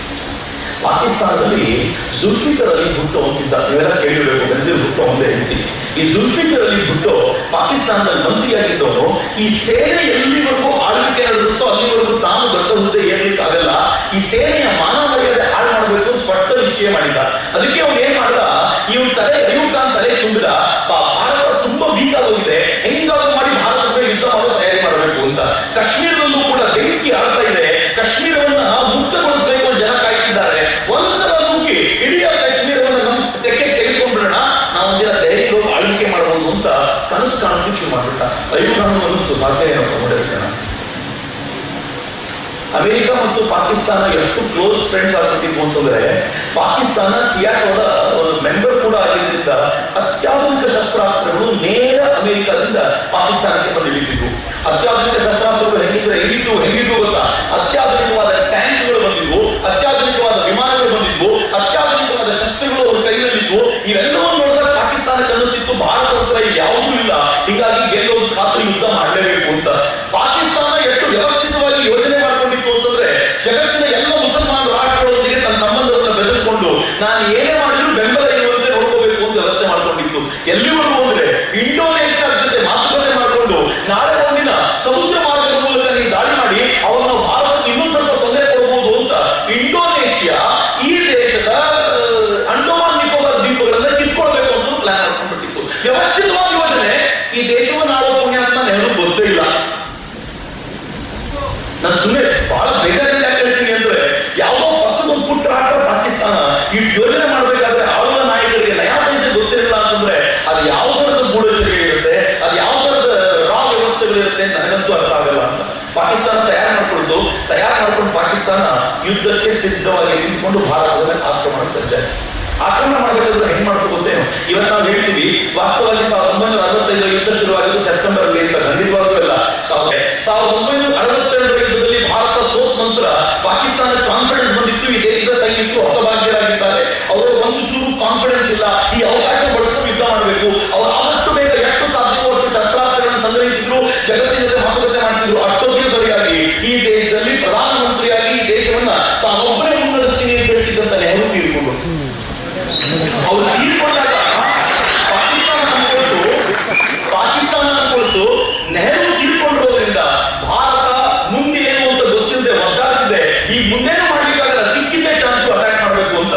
ಆದ್ರೆ ಅವ್ರು ಅನ್ಕೊಂಡ್ರು ಭಾರತದ ದೌರ್ಭಾಗ್ಯ, ಆದ್ರೆ ಅದು ಭಾರತಕ್ಕೆ ಭಾಗ್ಯವಾಗಿ ಪರಿಣಮಿಸಿತು. ಯಾಕಂದ್ರೆ ಶಾಸ್ತ್ರೀಜಿ ನೋಡೋ ಯಾರು ಶಾಸ್ತ್ರೀಜಿ ಹೀಗಿರ್ಬೋದು ಅಂತ ಅನ್ಕೊಳ್ತಿರ್ಲಿಲ್ಲ. ಶಾಸ್ತ್ರೀಜಿ ಈಗ ನನಗನ್ಸುತ್ತೆ 4.3 ಅಡಿಯಿಂದ 5 ಅಡಿ ಕೆಳಗಡೆ, ನಂಗೇನು ಅದಕ್ಕಿಂತ ಉದ್ದ ಇತ್ತು ಅಂತ ಅನ್ಸಲ್ಲ. ಆ ವ್ಯಕ್ತಿ ಈ ದೇಶವನ್ನು ಆಳ್ಲಿಕ್ಕೆ ಬಂದಾಗ ಅವರ ಕಡಕತನ ಎಲ್ಲ ನೋಡಿದ್ರು, ಅದು ಇಷ್ಟೆಲ್ಲ ಗಟ್ಟಿ ಇರ್ಬೋದು ಅಂತ ಯಾರು ಅನ್ಕೊಂಡಿರ್ಲಿಲ್ಲ. ಪಾಕಿಸ್ತಾನ ಅನ್ಕೊಟ್ಟು ಒಂದ್ಸಲ ಯುದ್ಧ ಮಾಡಿ ನೋಡ್ಬಿಡ್ಬೇಕು ಅಂದ್ರೆ ನಮ್ಮ ಹತ್ರ ಶಸ್ತ್ರಗಳ ಸಂಗ್ರಹವೇ ಇಲ್ಲ. ನಾನು ಸುಮ್ಮನೆ ಒಂದು ಕಂಪೇರ್ ಮಾಡಿ ಹೇಳ್ತೀನಿ, ಅಮೆರಿಕಾದ ಅತ್ಯಾಧುನಿಕವಾದ ಪ್ಯಾಟರ್ನ್ ಟ್ಯಾಂಕ್ಗಳು ಪಾಕಿಸ್ತಾನದ ಹತ್ರ ಇತ್ತು. ಹೆಂಗಿತ್ತು ಅಂತಂದ್ರೆ ಹೆಚ್ಚು ಕಡಿಮೆ 2.25 ಕಿಲೋಮೀಟರ್ ದೂರದಿಂದ ಕೊಂಡು ಬಾಂಬ್ ಅನ್ನು ಸಿಡಿಸಬಲ್ಲಂತ ಸಾಮರ್ಥ್ಯ ಇತ್ತು. ಅದಕ್ಕೆ 2.25 ಕಿಲೋಮೀಟರ್ ದೂರದಿಂದ ಅತ್ಯಾಧುನಿಕವಾದದ್ದು. ಭಾರತದ ಹತ್ರ ಸೆಂಚುರಿಯನ್ ಟ್ಯಾಂಕ್ಸ್ ಇದ್ದು, ಈ ಸೆಂಚುರಿಯನ್ ಟ್ಯಾಂಕ್ಸ್ ನನಗನ್ಸುತ್ತೆ 1942 ವಾರ್ ನಲ್ಲಿ ಹೋರಾಟ ಮಾಡಿದಂತ ಯುರೋಪಿಯನ್ ಸೆಂಚುರಿಯನ್ ಟ್ಯಾಂಕ್ಸ್ ನಮ್ಮ ಹತ್ರ ಇತ್ತು. 1942 ಯುದ್ಧ ನಡೀತಿರೋ 1965 ನಲ್ಲಿ. ನಮ್ಮ ಈ ವಾರ್ ಟ್ಯಾಂಕ್ಗಳ ಸಾಮರ್ಥ್ಯ ಏನು ಅಂದ್ರೆ 800 ಮೀಟರ್ ವರೆಗೂ ದುಡ್ಡು ಹಾಕಲ್ಲ. ನಮ್ಮ ವಾರ್ ಟ್ಯಾಂಕ್ ಕೂತ್ಕೊಂಡಿರುವಂತ ಈ ಕಮಾಂಡಿಂಗ್ ಆಫೀಸರ್ ಹೇಗಿದ್ದ ಗೊತ್ತಾ? ಅವ್ರು ಹೇಳಿದ್ರಲ್ಲ ಸರ್, ಅವ್ನು ಸ್ವಲ್ಪ ಮುಖ ಮಾತ್ರ ಮೇಲೆ ಕಾಣ್ತಿತ್ತು ಅಂತ. ಸೆಂಚುರಿಯನ್ ಟ್ಯಾಂಕ್ಸ್ ಅದು ಪೆಟ್ರೋಲ್ ಟ್ಯಾಂಕ್ಗಳು ಹೇಗಿತ್ತು ಅಂತಂದ್ರೆ ಮುಖನೇ ಕಾಣ್ತಿಲ್ಲ, ಒಳಗೆ ಕೂತ್ಕೊಂಡಿದ್ದ. ಅವನಿಗೆ ಸೇಫ್ಟಿ ಜಾಸ್ತಿ ಇರ್ತಿತ್ತು, ನಮ್ಮಲ್ಲಿ ಏನೂ ಸೇಫ್ಟಿ ಇಲ್ಲ. ಪ್ಯಾಟರ್ನ್ ಟ್ಯಾಂಕ್ಗಳು ರಾತ್ರಿಯ ಕತ್ತಲೆಯಲ್ಲೂ ಕೆಲಸ ಮಾಡಬಲ್ಲವಾಗಿದ್ದು, ಭಾರತೀಯ ಟ್ಯಾಂಕ್ಗಳು ಬೆಳಗ್ಗೆ ಕೆಲಸ ಮಾಡಿದ್ರೆ ಪುಣ್ಯ ಆಗಿತ್ತು. ಯೋಚನೆ ಮಾಡಿ, ನಾನು ನಿಮಗೆಲ್ಲ ಹೇಳ್ತಾ ಇದ್ದೀನಿ. ಅವರ ಹತ್ರ ಸೇಬರ್ ಜೆಟ್ ವಿಮಾನಗಳಿದ್ವು, ನಮ್ಮ ಹತ್ರ 1942 ವಿಮಾನಗಳು, ಬ್ರಿಟಿಷರು ಬಿಟ್ಕೊಂಡಿದ್ದ ವಿಮಾನಗಳು ಇಟ್ಕೊಂಡಿತ್ತು. ಅವ್ರ ವಿಮಾನಗಳು ಹೇಗಿತ್ತು ಅಂತಂದ್ರೆ ಗಾಳಿಯಿಂದ ಗಾಳಿಗೆ ಗುಂಡು ಹಾರಿಸಬಲ್ಲಂತ, ಗಾಳಿಯಿಂದ ಗಾಳಿಗೆ ಶಸ್ತ್ರಗಳನ್ನು ಉಪಯೋಗಿಸಬಲ್ಲಂತ ಸಾಮರ್ಥ್ಯ ಇರುವ ವಿಮಾನಗಳು. ನಮ್ಮ ಹತ್ರ ಇರುವಂತಹ ಆರ್ಡಿನರಿ ವಿಮಾನಗಳ ಸಾಮರ್ಥ್ಯ ಇದ್ದಿತ್ತು, ಅದನ್ನು ಚಲಾಯಿಸೋ ಪೈಲಟ್ ನನ್ ಮಾತ್ರ. ಅವನು ಚುರುಕಾಗಿದ್ರೆ ಉಂಟು, ಇಲ್ಲ ಅಂದ್ರೆ ಎಲ್ಲವನ್ನೂ ಕಳ್ಕೊಳ್ತೀನಿ ಅಂತ. ಆದ್ರೆ ಈ ದೇಶದಲ್ಲಿ ಒಂದು ಮಾತಿದೆ, ದಮ್ಮಿರೋದು ಶಸ್ತ್ರಗಳಲ್ಲ, ಅದನ್ನು ಚಲಾಯಿಸುವ ವೀರನಲ್ಲಿ ದಮ್ಮಿರು. ಈ ದೇಶ ನಿಶ್ಚಯ ಮಾಡಿತ್ತು, ಏನಾಗುತ್ತೆ ನೋಡಬೇಕಲ್ಲ. ಆದ್ರೆ ಒಂದು ಟೆಸ್ಟ್ ಮಾಡ್ತು ಪಾಕಿಸ್ತಾನ. ಜನವರಿ 6 ಪಾಕಿಸ್ತಾನ ಏನ್ ಮಾಡ್ತು, ಕಚ್ಚಿನ ರಣಭೂಮಿ. ಕಚ್ ಅಂತಂದ್ರೆ ಗುಜರಾತ್ನ ಒಂದು ಭಾಗ. ಆ ಗುಜರಾತ್ನ ಭಾಗ ಹೇಗಿದೆ ಅಂತಂದ್ರೆ ನೀವು ಯಾವಾಗಾದ್ರೂ ನೋಡ್ಬೇಕು ಅದನ್ನ. ಅಲ್ಲಿ ನರೇಂದ್ರ ಮೋದಿ ಅವರು ರಣೋತ್ಸವ ಅಂತ ಗುಜರಾತ್ ಅಂತ ಅಭಿವೃದ್ಧಿ ತಾಲೂಕು ಮಾಡಿದ್ರು. ಯಾಕೆ ರಣೋತ್ಸವ ಗೊತ್ತಾ? ನಾನು ಹೋಗಿದ್ದೀನಿ ಕಚ್ಚಿನ ರಣ ಭಾಗಕ್ಕೆ, ನೋಡ್ಬೇಕು ಅಂತ. ವಿಸ್ತಾರವಾದ ಜಾಗ, ಮರಳಿನ ತರ ಸಾಲ್ಟ್, ಉಪ್ಪು. ಆ ಉಪ್ಪು ಹೇಗಿದೆ ಅಂದ್ರೆ ಗಟ್ಟಿಯಾಗಿದ್ರೆ ಯಾರಲ್ಲಿ ನೋಡಿದ್ರು ಉಪ್ಪು, ಬೆಳ್ಳಗೆ ಕಾಣುವಂತ ಉಪ್ಪು, ಅದರಲ್ಲಿ ಹುಟ್ಟಿನ ಚಂದ್ರ ಬಿದ್ದಂತ ಅದ್ಭುತವಾಗಿ ಕಾಣುತ್ತೆ. ಅದು ನೋಡಿ ರಣೋತ್ಸವ ಅಂತ ಪ್ಲಾನ್ ಮಾಡಿದ್ದು. ವಿಸ್ತಾರವಾಗಿರುವಂತಹ ಭೂಭಾಗದಲ್ಲಿ ಪಾಕಿಸ್ತಾನ ಇಟ್ಟು, ಇದು ಸಮುದ್ರ, ಇದು ವರ್ಷದ ಅನೇಕ ಕಾಲ ಈ ಸಮುದ್ರವೇ ಇರ್ತಿತ್ತು. ಹೀಗಾಗಿ ಇದರಲ್ಲೂ ನಮ್ಗೆ ಅರ್ಧ ಭಾಗ ಕೊಡಬೇಕು ಅಂತ ಕ್ಯಾಟಗರಿ. ಯಾಕಂದ್ರೆ ಸುಮ್ಮನೆ ಇರಲಿಲ್ಲ. ಅದೇನು ಮಾಡಿತು, ಭಾರತದ ಹಳ್ಳಿಗಳ ಮೇಲೆ ಆ ಕಡೆಯಿಂದ ಆಕ್ರಮಣ ಮಾಡಲಿಕ್ಕೆ ಶುರು ಮಾಡಿದ್ರು. ಆಕ್ರಮಣ ಹೆಂಗೆ, ಆ ಹಳ್ಳಿಗಳ ಮೇಲೆ ಬಾಂಬ್ ದಾಳಿ ಮಾಡೋದು, ಹಳ್ಳಿಗಳ ಮೇಲೆ ಶೆಲ್ಗಳನ್ನು ಚಿಟ್ಟೋದು, ದೊಡ್ಡ ಗಲಾಟೆ ಆಯಿತು. ಆದ್ರೆ ನಮ್ಮ ಪ್ರಾಬ್ಲಮ್ ಏನಿತ್ತು ಗೊತ್ತಾ, ನಮ್ಮ ಎಲ್ಲ ಸೇನೆ 106 ಕಿಲೋಮೀಟರ್ ಆಚೆ, ಕಡಿಮೆ ಅಂದ್ರೆ 162 ಕಿಲೋಮೀಟರ್ ಆಚೆ ಆ ರನ್ನಿಂದ ಈ ಕಡೆ ಇತ್ತು. ಅವ್ರ ರನ್ನಿಂದ ಆ ಕಡೆ ಹತ್ತಿರದಲ್ಲೇ ಬಂದ್ಬಿಟ್ಟು ಈ ದೇಶದ ಭೂಭಾಗವನ್ನು ಆಕ್ರಮಿಸ್ತಾರೆ. ಯುದ್ಧದ ಆರಂಭದ ಗೆಲುವು ಅವರಿಗೆ ಯಾವಾಗ ಗೆಲುವು ಸಿಕ್ತೋ ಅಷ್ಟೊತ್ತಿಗೆ ನಮ್ಮ ಪುಣ್ಯ, ಆಕ್ಚುಲಿ ಶಾಸ್ತ್ರಿಗೆ ಇನ್ನೂ ತಯಾರು ಆಗಲಿಲ್ಲ, ಏನೂ ಗೊತ್ತಾಗ್ತಿಲ್ಲ ಅವರಿಗೆ. ಅಷ್ಟೊತ್ತಿಗೆ ಬ್ರಿಟನ್ ಮಧ್ಯಪ್ರವೇಶಿಸಿ ಯುದ್ಧವನ್ನ ನಿಲ್ಲಿಸಿ ಸಾಕು ಅಂತ ಹೇಳಿ ಪಾಕಿಸ್ತಾನವನ್ನು ಕೇಳ್ಕೊಳ್ತು, ಭಾರತವನ್ನು ಕೇಳ್ಕೊಳ್ತು. ಯುದ್ಧ ವಿರಾಮ ಆಯಿತು, ಪಾಕಿಸ್ತಾನ ವಾಪಸ್ ಹೋಯಿತು, ನಾವು ವಾಪಸ್ ಬಂದ್ವಿ. ನಾನು ಯೋಚನೆ ಮಾಡ್ತಿದ್ದೆ, ಪಾಕಿಸ್ತಾನ ವಾಪಸ್ ಬಂದಿದ್ದು ಯಾಕೆ ವಾಪಸ್ ಹೋಗುತ್ತೆ? ಯಾವಾಗಲೂ ವಾಪಸ್ ಹೋಗುತ್ತೆ ಪಾಕಿಸ್ತಾನ. ಯಾಕೆ ವಾಪಸ್ ಹೋಯ್ತು ಗೊತ್ತಾ, ನಾನು ಸೈಲೆಂಟ್ ಆಗಿದ್ದೀನಿ ಅಂತ ಜಗತ್ತಿಗೆ ತೋರಿಸ್ಲಿಕ್ಕೆ. ಆದ್ರೆ ಅದರ ಮುಂದಿನ ಯೋಜನೆ ಇದ್ದಿದ್ದು, ಭಾರತದ ಸೈನಿಕರಲ್ಲಿ ನಿರ್ವೀರ್ಯರಾಗಿದ್ದಾರೆ, ಯಾರಿಗೂ ಸಾಮರ್ಥ್ಯ ಇಲ್ಲ ಈ ಭಾಗ ಗೆದ್ದಂತೆ ಕಾಶ್ಮೀರವನ್ನು ಗೆಲ್ಲಬಹುದು ಅಂತ. ಮುಂದಿನ 4 ತಿಂಗಳಲ್ಲಿ ಪಾಕಿಸ್ತಾನ ಏನ್ ಮಾಡ್ತಾ ಗೊತ್ತಾ, 6,000 ಜನ ಭಯೋತ್ಪಾದಕರನ್ನ ಅವರ ಜೊತೆ ಸೈನಿಕರನ್ನು ಸೇರಿಸಿ ಟ್ರೈನ್ ಮಾಡಿಸಿ ಭಾರತದ ಒಳಕ್ಕೆ ನುಗ್ಗಿಸ್ತಾರೆ. ಆದ್ರೆ ಆಶ್ಚರ್ಯ ಗೊತ್ತೇನು, ಅವ್ರು ಅನ್ಕೊಂಡಿದ್ರು ಈ ಭಯೋತ್ಪಾದಕರು ಒಳಗೆ ಹೋಗ್ತಾರೆ, ಕಾಶ್ಮೀರ ಜನ ಸಪೋರ್ಟ್ ಕೊಡ್ತಾರೆ, ಎಲ್ಲ ಕಡೆ ದಂಗೆ ಆಗುತ್ತೆ, ಭಾರತಕ್ಕೆ ಏನ್ ಮಾಡ್ಬೇಕು ಅಂತ ಗೊತ್ತಾಗೋ ಮುಂಚೆ ನಾವು ಕಾಶ್ಮೀರವನ್ನು ಅಟ್ಯಾಕ್ ಮಾಡಿ ಗೆದ್ಕೊಂಡು ಬಿಡ್ತೀವಿ ಅಂತ. ಆದ್ರೆ ಕಾಶ್ಮೀರದಲ್ಲಿ ದಂಗೆ ಆಗಲೇ ಇಲ್ಲ. ಒಂದು ಸಣ್ಣ ಗಲಾಟೆ ಆಗಿತ್ತು, ಗೊತ್ತಿಲ್ಲ ಎಷ್ಟು ಜನ ನೆನಪಿದೆಯೋ ಆ ಸಂದರ್ಭದ ಹಿರಿಯರಿದ್ರೆ ನೆನಪಿರುತ್ತೆ. ಹಜರತ್ ಬಾಲ್ನಲ್ಲಿ ಮೊಹಮ್ಮದ್ ಪೈಗಂಬರ್ಗಳದ್ದು ಕೂದಲು ಒಂದು ಇಟ್ಟಿದ್ದು ಕಾಣಿದೆ. ಕಾಶ್ಮೀರದ ಗಲಾಟೆ ಆಗಲಿಕ್ಕೆ ಶುರುವಾಗ್ಬಿಡ್ತು. ಆದ್ರೆ 10 ದಿನಗಳಲ್ಲಿ ಆ ಕೂದಲು ವಾಪಸ್ ಸಿಕ್ಬಿಡ್ತು. ವಾಪಸ್ ಸಿಕ್ಕಿದ್ರೆ ಗಲಾಟೆ ಶಾಂತವಾಯಿತು. ಪಾಕಿಸ್ತಾನ ಮಾಡ್ಕೊಳ್ತು, ಒಳ್ಳೆ ಚಾನ್ಸ್ ಇತ್ತು ನಮಗೆ, ಮಿಸ್ ಆಗೋಯ್ತು ಅಂತ ಕೂದಲು ಸಿಕ್ತು. ಆದ್ರೆ ಪಾಕಿಸ್ತಾನ ಸುದ್ದಿ ಆಗುತ್ತು, ಕೂದಲು ಸಿಕ್ಕಿದ್ವರೆಲ್ಲ ಡುಬಿಗೆ ಅಂತ ಮತ್ತೆ ಗಲಾಟೆ ಆಗುತ್ತೆ ಅಂದ್ಕೊಂಡ್ರು. ಅಷ್ಟೊತ್ತಿಗೆ ಯಾರಾದ್ರೂ ಗಲಾಟೆ ಶಾಂತ ಮಾಡಿದ್ರು. ಆದ್ರೆ ಒಂದು ಹೆಜ್ಜೆ ಮಾಡಿ ತಪ್ಪು ಏನು ಅಂತಂದ್ರೆ, ಶೇಖ್ ಅಬ್ದುಲ್ಲಾನ ಜೈಲಿಗೆ ಕಳಿಸ್ಬೇಕು ನಿಶ್ಚಯ ಮಾಡಿದ್ರು. ಅದು ಸ್ವಲ್ಪ ಅದರ ಗಲಾಟೆ ಆಯಿತು, ಪಾಕಿಸ್ತಾನ ಯೂಸ್ ಮಾಡ್ಕೊಳ್ಬೇಕು ಅಂದ್ಕೊಳ್ತು. ಆದ್ರೆ ಕಾಶ್ಮೀರಗಳು ಸಪೋರ್ಟ್ ಮಾಡಲಿಲ್ಲ. ಇನ್ಫ್ಯಾಕ್ಟ್ ಕಾಶ್ಮೀರಗಳೇ ಬಂದು ಸೈನ್ಯ ಸುದ್ದಿ ಮುಗಿಸಿದ್ರು, ಆ ಭಾಗದಲ್ಲಿ ಪಾಕಿಸ್ತಾನದ ಕಡೆಯಿಂದ ಭಯೋತ್ಪಾದಕರು ಒಳನುಗ್ಗುತ್ತಿದ್ದಾರೆ ಅಂತ. ಈ ದೇಶದ ಸೈನಿಕರು ನಿಶ್ಚಯ ಮಾಡಿದ್ರು, ಭಾರತದ ಒಳಗಿದ್ದಂತ ಈ ಭಯೋತ್ಪಾದಕರನ್ನ ಹುಡುಕಿ ಕೊಂದು ಭಯೋತ್ಪಾದಕರನ್ನು ಖಾಲಿ ಮಾಡಿದ್ರು. ಯಾವಾಗ ಭಯೋತ್ಪಾದಕರು ಖಾಲಿ ಆಗಿಬಿಟ್ರು, ಪಾಕಿಸ್ತಾನದಷ್ಟು ಕಷ್ಟ ಇದೆ, ಆದಷ್ಟು ಬೇಗ ದಾಳಿ ಮಾಡಬೇಕು ಅಂತ ಅವ್ರು ದಾಳಿ ತಯಾರು ಮಾಡ್ತಿರ್ಬೇಕಾದ್ರೆ ಇಲ್ಲಿದ್ದಂತ ಶಾಸ್ತ್ರೀಜಿ 4 ಅಡಿಯ ಪುಣ್ಯಾತ್ಮ ಏನ್ ಘೋಷಣೆ ಕೊಟ್ಟರು ಗೊತ್ತೇನು, ಈಟ ಜವಾಬ್ ಪತ್ಥರ್ ಸೆ ಜೈಲಿಗೆ. ನೀವು ಇಟ್ಟಿಗೆ ಹೋದ್ರೆ ಅದು ಮಾತಿನ ಅರ್ಥ, ನೀವು ಇಟ್ಟಿಗೆ ಹೋದ್ರೆ ಕಲ್ಲಲ್ಲಿ ಬಾರಿಸ್ತೀವಿ ಹುಷಾರು ಅಂತ. ಹತ್ಯಾರೋಗ ಜವಾಬ್ ಹತ್ಯಾರೋ ಸೆ ಹೋಗ. ನೀವೇನಾದ್ರೂ ಶಸ್ತ್ರಗಳ ಬಳಕೆ ಮಾಡಿದ್ರೆ ನಾವು ಶಸ್ತ್ರಗಳ ಬಳಕೆ ಮಾಡ್ತೀವಿ ಅಂತ ಎಚ್ಚರಿಕೆ ಕೊಟ್ಟು ಸೈನ್ಯಕ್ಕೆ ಏನ್ ಸಂದೇಶ ಹೋಗ್ಬೇಕಿತ್ತು ಹೋಗಿತ್ತು. ಸೈನ್ಯ ಏನ್ ಮಾಡ್ತದೆ ಗೊತ್ತಾ, ಈ ಭಯೋತ್ಪಾದಕರು ಎಲ್ಲಿಂದ ನುಗ್ತಾರೋ ಆ ಆರ್ಜಿಟಿ ಪಾಸ್ ಅನ್ನು ವಶಪಡಿಸ್ಕೊಳ್ಬೇಕು. ನನ್ಗೆ ಗೊತ್ತಿಲ್ಲ, ನಾನು ಹೇಳ್ಬೇಕಾದ್ರೆ ಅನೇಕ ಹೆಸರುಗಳು ಈ ನಡುವೆ ಬರುತ್ತೆ. ಹೆಸರುಗಳು ಸುಮ್ಮನೆ ಮನಸ್ಸಲ್ಲಿ ಇಟ್ಕೊಂಡಿರುತ್ತೆ, ತುಂಬಾ ಅಗತ್ಯ ಇಲ್ಲ. ಇದರ ಒಟ್ಟಾರೆ ಚಿತ್ರಣ ಮುಖ್ಯ ಆಗುತ್ತೆ. ಆರ್ಜಿಟಿ ಪಾಸ್ ಅನ್ನು ವಶಪಡಿಸ್ಕೊಳ್ಬೇಕು ಅಂತ ಈ ದೇಶದ ರಣಜಿತ್ ಸಿಂಗ್ ದಯಾಳ್ ಅವರು ಕೆಲಸ ಕೊಡ್ತಾರೆ. ರಣಜಿತ್ ಸಿಂಗ್ ದಯಾಳ್ ಅವರು ಹಾಜಿಪೀರ್ ಪಾಸಿನ ಮೊದಲ ಭಾಗದಲ್ಲಿ ಏನಿತ್ತು ಅದನ್ನ ಸುಲಭವಾಗಿ ವಶಪಡಿಸಿಕೊಂಡರು. ಆದ್ರೆ ಹಾಜಿಪೀರ್ ಪಾಸ್ನ ಆಚೆ ಅಲ್ಲಿದ್ದಂತ ಪಾಕಿಸ್ತಾನಿ ಸೇನೆ ಹೆಂಗಿತ್ತು ಅಂತಂದ್ರೆ ಭಯಾನಕವಾದ ಬಾಂಬ್ಗಳು. ಹೆಂಗ್ ಹೋಗೋದು? ಮೇಜರ್ ರಣಜಿತ್ ಸಿಂಗ್ ದಯಾಳ್ ವಾಪಸ್ ಬರೋ ಮನಸ್ಥಿತಿಯವರು ಅಲ್ವೇ ಇಲ್ಲ. ಅವರು ತನ್ನ ಟೀಮನ್ನು ಕರೆದು ಹೇಳಿದ್ರು, ಏನೇ ಆಗಲಿ ಹಾಜಿಪೀರ್ ಪಾಸನ್ನು ವಶಪಡಿಸ್ಕೊಳ್ಳದೆ ಹೋಗಿ ವಾಪಸ್ ಬರೋಂಗಿಲ್ಲ ಯಾರು. ಹಂಗಾಗಿ ನಿಶ್ಚಯ ಮಾಡಿ ತನ್ನೆಲ್ಲ ಮಿತ್ರರು ಕೇಳಿದ್ರು, ಯಾವ ಸೇನೆಯಲ್ಲಿ ಯಾವ ಯುದ್ಧದಲ್ಲಿ ಮೊದಲಿಗೆ ಸರ್ಪ್ರೈಸ್ ಕೊಡ್ತಾನೋ ಅವ್ನು ಗೆಲ್ತಾನೆ. ಅಲ್ಲಿರುವಂತ ಪಾಕಿಗಳಿಗೆ ಸರ್ಪ್ರೈಸ್ ಕೊಡ್ಬೇಕು, ಹೆಂಗ್ ಕೊಡ್ಬೇಕು ಅಂತ ಎಲ್ಲರೂ ಕೇಳಿದ್ರೆ ಒಂದು ಗುಡ್ಡ ತೋರಿಸಿದ್ರು. 4,000 ಅಡಿ ಎತ್ತರದ ಗುಡ್ಡ, ಆಲ್ಮೋಸ್ಟ್ 90 ಡಿಗ್ರಿ ಸ್ಲೋಪ್. ಆ ಸ್ಲೋಪ್ ನಲ್ಲಿ ಹತ್ಕೊಂಡು ಹೋಗ್ಬೇಕು. ಆ ಕಡೆ ಧುಮುಕಿ ಅವರು ಎದುರು ಬಿದ್ದರೆ ಗಾಳಿಗೆ ಕೊಡ್ತಾರೆ, ನಾವು ವಶಪಡಿಸ್ಕೊಳ್ಬಹುದು ಅಂತ. ಐಡಿಯಾ ಬಹಳ ಚೆನ್ನಾಗಿತ್ತು. ಆದ್ರೆ ಸ್ಲೋಪ್ 90 ಡಿಗ್ರಿ ಇತ್ತು, ಹತ್ತೋದು ಸುಲಭ ಅಲ್ಲ. ಹತ್ಲಿಕ್ಕೆ ಬೇಕಾದ ಇಷ್ಟುಗಳು ಇರ್ತಾರೆ. ನನ್ನ ದೇಶದ ಸೈನಿಕರ ದೌರ್ಭಾಗ್ಯ ಏನ್ ಗೊತ್ತೇನೆ, ಅವ್ರಿಗೆ ಬೇಕಾಗಿರೋ ವ್ಯವಸ್ಥೆ ಕೊಡೋಣ, ಯುದ್ಧ ಮಾಡಿ ಅಂತ ಬಿಡ್ತೀವಿ. ವ್ಯವಸ್ಥೆ ಇಲ್ಲದೆ ನೀವು ಯುದ್ಧ ಮಾಡ್ತಾರೆ ಪುಣ್ಯಾತ್ಮರು. ಇನ್ ಬೇಕಾಗಿರೋದೆಲ್ಲ ಕೊಟ್ಬಿಟ್ರೆ ಏನ್ ಮಾಡ್ಬೋದು ಬಹಳ ಬರೀ ಯೋಚನೆ ಮಾಡ್ತಿದ್ದೆ. ರಣಜಿತ್ ಸಿಂಗ್ ದಯಾಳ ನೇತೃತ್ವದಲ್ಲಿ ಈ ದೇಶದ ಸೈನಿಕರು ಗುಡ್ಡ ಹಾಕಲಿಕ್ಕೆ ಶುರು ಮಾಡಿದ್ರು. ಆ ಕಡಿದಾದ ಬೆಟ್ಟಗಳನ್ನ ರಾತ್ರಿ ಏರ್ಬೇಕು. ನಾನು ಅವರ ಇಂಟರ್ವ್ಯೂಗಳನ್ನು ನೋಡಿದ್ದೀನಿ. ಇತ್ತೀಚೆಗೆ ಸುಂದರವಾದ ಒಂದು ಡಿಸ್ಕವರಿ ಒಂದು ಸುಂದರವಾದ ವಿಡಿಯೋ ಮಾಡಿದ್ರು. ಅದರ ಮೇಲೆ ಆ ಇಂಟರ್ವ್ಯೂ ಅವರು ಹೇಳ್ತಾರೆ, ಭಾಗವಹಿಸಿದವರು 48 ಗಂಟೆ ನಾವು ನಡಿಬೇಕಾಯ್ತು. ಬ್ಯಾಗಲ್ಲಿ ಒಂದು 2 ಪ್ಯಾಕ್ ಬಿಸ್ಕೆಟ್ ಬಿಟ್ರೆ ಇನ್ನೇನು ಇರಲಿಲ್ಲ. ಒಂದೊಂದು ಬಾಟಲ್ ನೀರಿತ್ತು ಅಷ್ಟೇ. ಉತ್ಸಾಹ ಮಾತ್ರ ಎದೆ ತುಂಬಾ ಇತ್ತು ನಮಗೆ. ದೇಶದ ಸೈನಿಕರಿಗೆ ಒಂದೇ ಒಂದು ಯುದ್ಧವನ್ನು ಗೆಲ್ಲಬೇಕು. ಯಾಕೆ ಗೆಲ್ಲಬೇಕು ಅಂತ ಯುದ್ಧವನ್ನ ಚೈನಾದೊಂದಿಗೆ ಯುದ್ಧ ಸೋತಿರುವುದನ್ನು ಮರಿಬೇಕು ಅಂದ್ರೆ ಯಾರಾದ್ರೂ ಹೊಡೆಸ್ಕೊಂಡು ಸಿಗಲೇಬೇಕಿತ್ತು ಅವರಿಗೆ. ಪಾಕಿಸ್ತಾನ ಹೊಡೆಸ್ಕೊಳ್ಳಿಕ್ಕಿತ್ತು, ಅದಕ್ಕೆ ಬಿಡ್ಲಿಕ್ಕಿದ್ದಾನ ಅವರು ಹತ್ತಿದ್ರು, ಹತ್ತಿದ್ರು. ಆ ಯುದ್ಧವನ್ನು ಹತ್ತಿ ಅಲ್ಲಿ ಕೆಳಗೆ ಧುಮುಕಿ ಅಚಾನಕ್ಕಾಗಿ ದಾಳಿ ಮಾಡಿದ್ರು. ಪಾಕಿಸ್ತಾನ ಎಷ್ಟು ಪದರ್ಬಿಟ್ಟು ಹೋಯ್ತು ಅಂತಂದ್ರೆ 15 ಪಾಸ್ ಬಿಟ್ಟು ಓಡೋದು. ಯುದ್ಧದ ಕಲ್ಪನೆ ಬರೋಕ್ಕಿಂತ ಮುಂಚೆ 15 ಪಾಸ್ ಬಿಟ್ಟು ಓಡೋದು. ಗೊತ್ತಿರಲಿಲ್ಲ ಪಾಕಿಸ್ತಾನ ಹೆಂಗಿದೆ ಗೊತ್ತಾ, 4 ಜನ ಸೇರಿದ ಜೋರ ಕೂಗ್ತಾರೆ, ಒಂದು ಕೆನ್ನೆ ಬಾರಿಸಿದ್ರೆ ಓಡುತ್ತೆ. ಅವ್ರು ಯಾವಾಗಲೂ ನಾನು ಹೇಳ್ತಿಲ್ಲ, ಈ ದೇಶದ ಪ್ರತಿಯೊಬ್ಬ ಸೈನಿಕರನ್ನು ಕೇಳಿ ಪಾಕಿಸ್ತಾನ ಹೋರಾಟ ಮಾಡೋ ಶೈಲಿ ಅಂತದ್ದು ಅಂತ ನುಗ್ತಾರೆ, ಅಡ್ಡ ಹಾಕ್ಬಿಟ್ರೆ ಓಡೋದು. ಅವ್ರಿಗೆ ತುಂಬಿ ಕಳಿಸೋದು ಅಷ್ಟೇ, ನುಗ್ಗಿ ಸಿಕ್ಕವ್ರು ಕೊಲ್ಲಿ, ಅವ್ರು ಕೊಲ್ಲಿಕ್ಷ ಮಾಡಿದ್ರೆ ಓಡೋದ್ಬಿಟ್ಟು ಜೀವ ಕೂಡ ಓಡೋಗ್ಬಿಡ್ತಾರೆ. ಹಾಜಿಪೀರ್ ಪಾಸ್ ಅಂತ ಓಡೋಗ್ಬಿಟ್ರು. ಯಾವಾಗ ಹಾಜಿಪೀರ್ ಪಾಸ್ ಗೆದ್ವೋ ನಾವು ಒಂಥರ ಕಾಶ್ಮೀರದ ಭಾಗವನ್ನು ಸೇಫ್ ಮಾಡ್ಕೊಂಡು ಬೇಕಾಯ್ತು. ಅದನ್ನ ಆಪರೇಷನ್ ಗಿಬ್ರಾಲ್ಟರ್ ಅಂತ ಕರೆದಿದ್ರು. ಆಪರೇಷನ್ ಗಿಬ್ರಾಲ್ಟರ್ ಅಲ್ಲಿ ಸೋತೋಗ್ಬಿಟ್ರು. ಆಪರೇಷನ್ ಗ್ರ್ಯಾಂಡ್ಸ್ಟಾನ್ ಶುರು ಮಾಡಿದ್ರು. ಕಾಶ್ಮೀರದಿಂದ ಕೆಳಗೆ ಜಮ್ಮು ಭಾಗವನ್ನು ಅಟ್ಯಾಕ್ ಮಾಡಬೇಕು ಅಂತ ಅಕ್ನೂರ್ ದಿಕ್ಕಿಗೆ ಬಂದ್ರು. ಅಕ್ನೂರ್ ದಿಕ್ಕಿಗೆ ಬರ್ತಾರೆ ಅಂತ ಮೊದಲೇ ಅಂದಾಜು ಸಿಕ್ಕಿದ್ದ ಈ ಸೇನೆ ಅಕ್ನೂರ್ ದಿಕ್ಕಲ್ಲಿ ಹೋಗಿ ಹೇಗೆ ಬೀಳ್ಬಿಟ್ಬಿಡ್ತು ಅಂದ್ರೆ ಅಕ್ನೂರನ್ನು ಗೆಲ್ಲಲಿಕ್ಕೂ ಅವ್ರ ಹತ್ರ ಆಗಲಿಲ್ಲ. ಅಕ್ನೂರಿಂದ ವಾಪಸ್ ಹೋಗ್ಬೇಕಾದಂತು. ಆಪರೇಷನ್ ಗಿಬ್ರಾಲ್ಟರ್ ಸೋಲ್ತು, ಆಪರೇಷನ್ ಗ್ರ್ಯಾಂಡ್ಸ್ಟಾನ್ ಸೋಲ್ತು. ಮುಂದೇನು, ಈಗ ಅವ್ರಿಗೆ ಒಂದೇ ಒಂದು ದಾರಿ. ನಾವು ಹೆಂಗಿದ್ರು ನಾವು ಭೂಮಿಯ ಮೇಲಿನ ಯುದ್ಧದಲ್ಲಿ ಗೆದ್ವಿ, ಈ ಕತ್ತು ಮುಚ್ಚಿ ಗೆಲ್ಲೋ ಯುದ್ಧದಲ್ಲಿ ಸೋತೋಗ್ಬಿಟ್ಟಿದ್ದೀವಿ. ಭೂಮಿಯ ಮೇಲಿನ ಯುದ್ಧದಲ್ಲಿ ನೇರ ಹೋರಾಟದಲ್ಲಿ ಗೆಲ್ತೀವಿ. ಯಾಕೆಂದ್ರೆ we have Patton tanks. American Patton tanks ನಮ್ಮ ಹತ್ರ ಇದೆ. ಭಾರತದ ಇರೋ ಟ್ಯಾಂಕ್ಸ್ ಏನಕ್ಕೂ ಉಪಯೋಗ ಇಲ್ಲ. ಈ ಟ್ಯಾಂಕ್ ತಗೊಂಡು ಡುಕ್ಕಿ ಬಂದ್ಬಿಟ್ವಿ ಅಂತಂದ್ರೆ ನಾವು ಮಧ್ಯಾಹ್ನದ ಊಟ ಅಮೃತಸರದಲ್ಲಿ, ರಾತ್ರಿ ಡೆಲ್ಲಿನಲ್ಲಿ ಡಿನ್ನರ್ ಖುಷಿಯಾಗಿದ್ರು.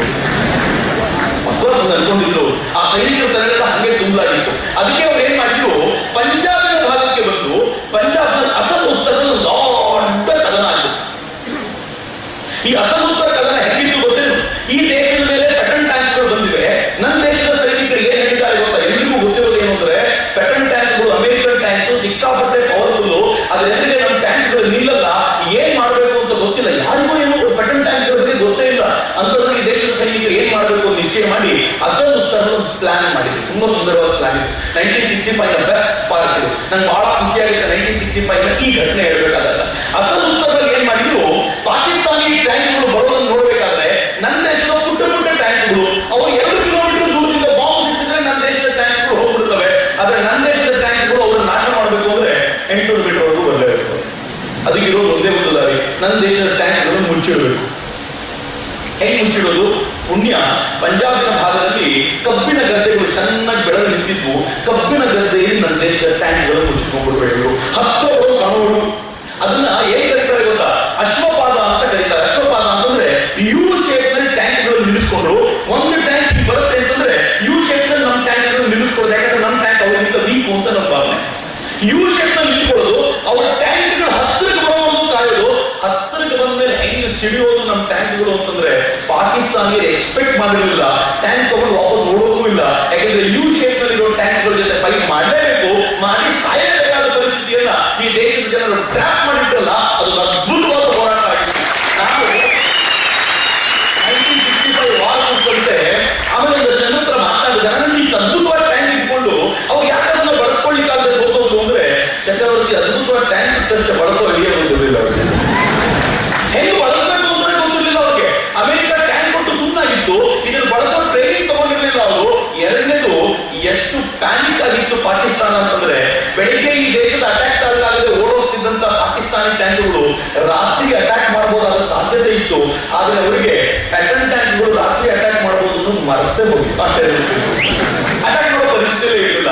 ಮಿತ್ರರೇ ಗೊತ್ತಿರಲಿ, ಒಬ್ರು ಹೇಗೆ ರಂಜಿತ್ ಸಿಂಗ್ ದಯಾಳ್ ಹೋರಾಟ ಮಾಡಿದ್ರು, ಹೇಗೆ ರಂಜಿತ್ ಸಿಂಗ್ ದಯಾಳ್ ಹಾಜಿಪೀರ್ ಪಾಸ್ ಗೆದ್ಕೊಂಡ್ರು, ಹಾಗೆ ಅಸಲ್ ಉತ್ತರದ ಅದ್ಭುತವಾದ ಹೋರಾಟಗಾರ ಹವಿಲ್ದಾರ್ ಅಬ್ದುಲ್ ಹಮೀದ್ ಅಂತ ಆತನ ಹೆಸರು. ಹವಿಲ್ದಾರ್ ಅಬ್ದುಲ್ ಹಮೀದ್ಗೆ ರಿಕಾರ್ಡ್ಲೆಸ್ ಗನ್ ಕೊಟ್ಟಿದ್ರು. ಅವನನ್ನ ಮೊಬೈಲ್ ಗನ್ನ ತಿರುಗಿಸ್ಕೋಬೇಕು, ಅವರು ಜೀಪ್ ನಲ್ಲಿ ಇಟ್ಟಿರ್ತಾರೆ ಆ ಗನ್ನ. ಯಾವಾಗ ಪೆಟ್ರೋಲ್ ಟ್ಯಾಂಕ್ ಇವರಿಗೆ ಬಳಸಕ್ ಬರಲ್ಲ ಅಂತ ಗೊತ್ತಾಯ್ತು ಮೊದಲನೇದು. ಎರಡನೇದು, ಪೆಟ್ರೋಲ್ ಟ್ಯಾಂಕ್ಗಳ ಸಾಮರ್ಥ್ಯ ಇಷ್ಟೇ ಅಂತ ಭಾರತೀಯರಿಗೆ ಗೊತ್ತಾಯ್ತು. ಇವರನ್ನು ಎದುರಿಗೆ ಹೋಗ್ತೀವಿ ನೋಡಿ ಇನ್ಮೇಲೆ ಟ್ಯಾಂಕಿಗೆ ಅಂತ ನಾವು ಇಡ್ತೀವ ಮುಚ್ಕೊಂಡು ಆಕ್ರಮಣ ಮಾಡ್ತೀವಿ, ಇನ್ಮೇಲೆ ಎದುರಿಗೆ ಹೋಗ್ತೀವಿ ಅಂತ ಹವಿಲ್ದಾರ್ ಅಬ್ದುಲ್ ಹಮೀದ್ ಏನ್ ಮಾಡಿದ್ರು, ತನ್ನ ಜೀಪ್ ತಗೊಂಡು ಪೆಟ್ರೋಲ್ ಟ್ಯಾಂಕ್ ಎದುರಿಗೆ ನಿಂತ್ಕೊಂಡು ಉಡಾಯಿಸಿದ್ರು. ಒಂದು ಪೆಟ್ರೋಲ್ ಟ್ಯಾಂಕ್ ಉಡಾಯಿಸಿ ಆ ಕಡೆಯಿಂದ ಗುಂಡಿನ ದಾಳಿ ಆಗೋಕ್ಕಿಂತ ಮುಂಚೆ ಇನ್ನೊಂದು ಪೆಟ್ರೋಲ್ ಟ್ಯಾಂಕ್ ಮುಂದೆ ಹೋದ್ರು, ಅದನ್ನು ಉಡಾಯಿಸಿದ್ರು. 2 ಪೆಟ್ರೋಲ್ ಟ್ಯಾಂಕ್ ಉಡಾಯಿಸಿ ವೀರದಂತೆ ಬೇರೆ ಬಂದ್ರು. ನೆಕ್ಸ್ಟ್ ಡೇ ಮತ್ತೆ ಯುದ್ಧ ಶುರುವಾಯಿತು. ಹುಚ್ಚಂದ್ಬಿಟ್ಟಿದ್ದಾರೆ 2 ಟ್ಯಾಂಕ್ ನೋಡಿದ್ರೆ ಇಲ್ಲಿ ಸುಮ್ಮನಿರೋದ ಅಂತ. ಇತ್ತಂದ್ರೆ ನೆಕ್ಸ್ಟ್ ಡೇ ಮತ್ತೆ ಹೋರಾಟ ಶುರುವಾಯ್ತು. ಪುಣ್ಯಾತ್ಮ ಹವಿಲ್ದಾರ್ ಅಬ್ದುಲ್ ಹಮೀದ್ ನಾವು ಇಲ್ಲಿ ಕೂತ್ಕೊಂಡು ಕೇಳಿ ಬಹಳ ಚೆನ್ನಾಗಿದೆ ಇದು. ಆದ್ರೆ ಎದುರುಗಡೆ ಒಂದು ಟ್ಯಾಂಕು, ಆ ಟ್ಯಾಂಕಿನಿಂದ ಒಂದೇನಾದ್ರೂ ಬೆಂಕಿಯ ಚೆಂಡು ಉರುಳಿತು ಅಂದ್ರೆ ಬದುಕೋದು ಸಾಧ್ಯವೇ ಇಲ್ಲ. ಅಂತದ್ರಲ್ಲಿ ಅಬ್ದುಲ್ ಹಮೀದ್ ತನ್ನ ಟೀಮ್ ಕರ್ಕೊಂಡು ಮತ್ತೈದು ಟ್ಯಾಂಕ್ಗಳನ್ನು ಉರುಳಿಸಿದ್ರು. 6ನೇ ಟ್ಯಾಂಕ್ ಹತ್ರ ಹೋಗ್ಬೇಕಾದಾಗ ಅಲ್ಲಿಂದ ಹಾಲು ಬಂದು ಅವ್ರ ಜೀಪ್ ಅನ್ನ ಧ್ವಂಸಗೊಳಿತು.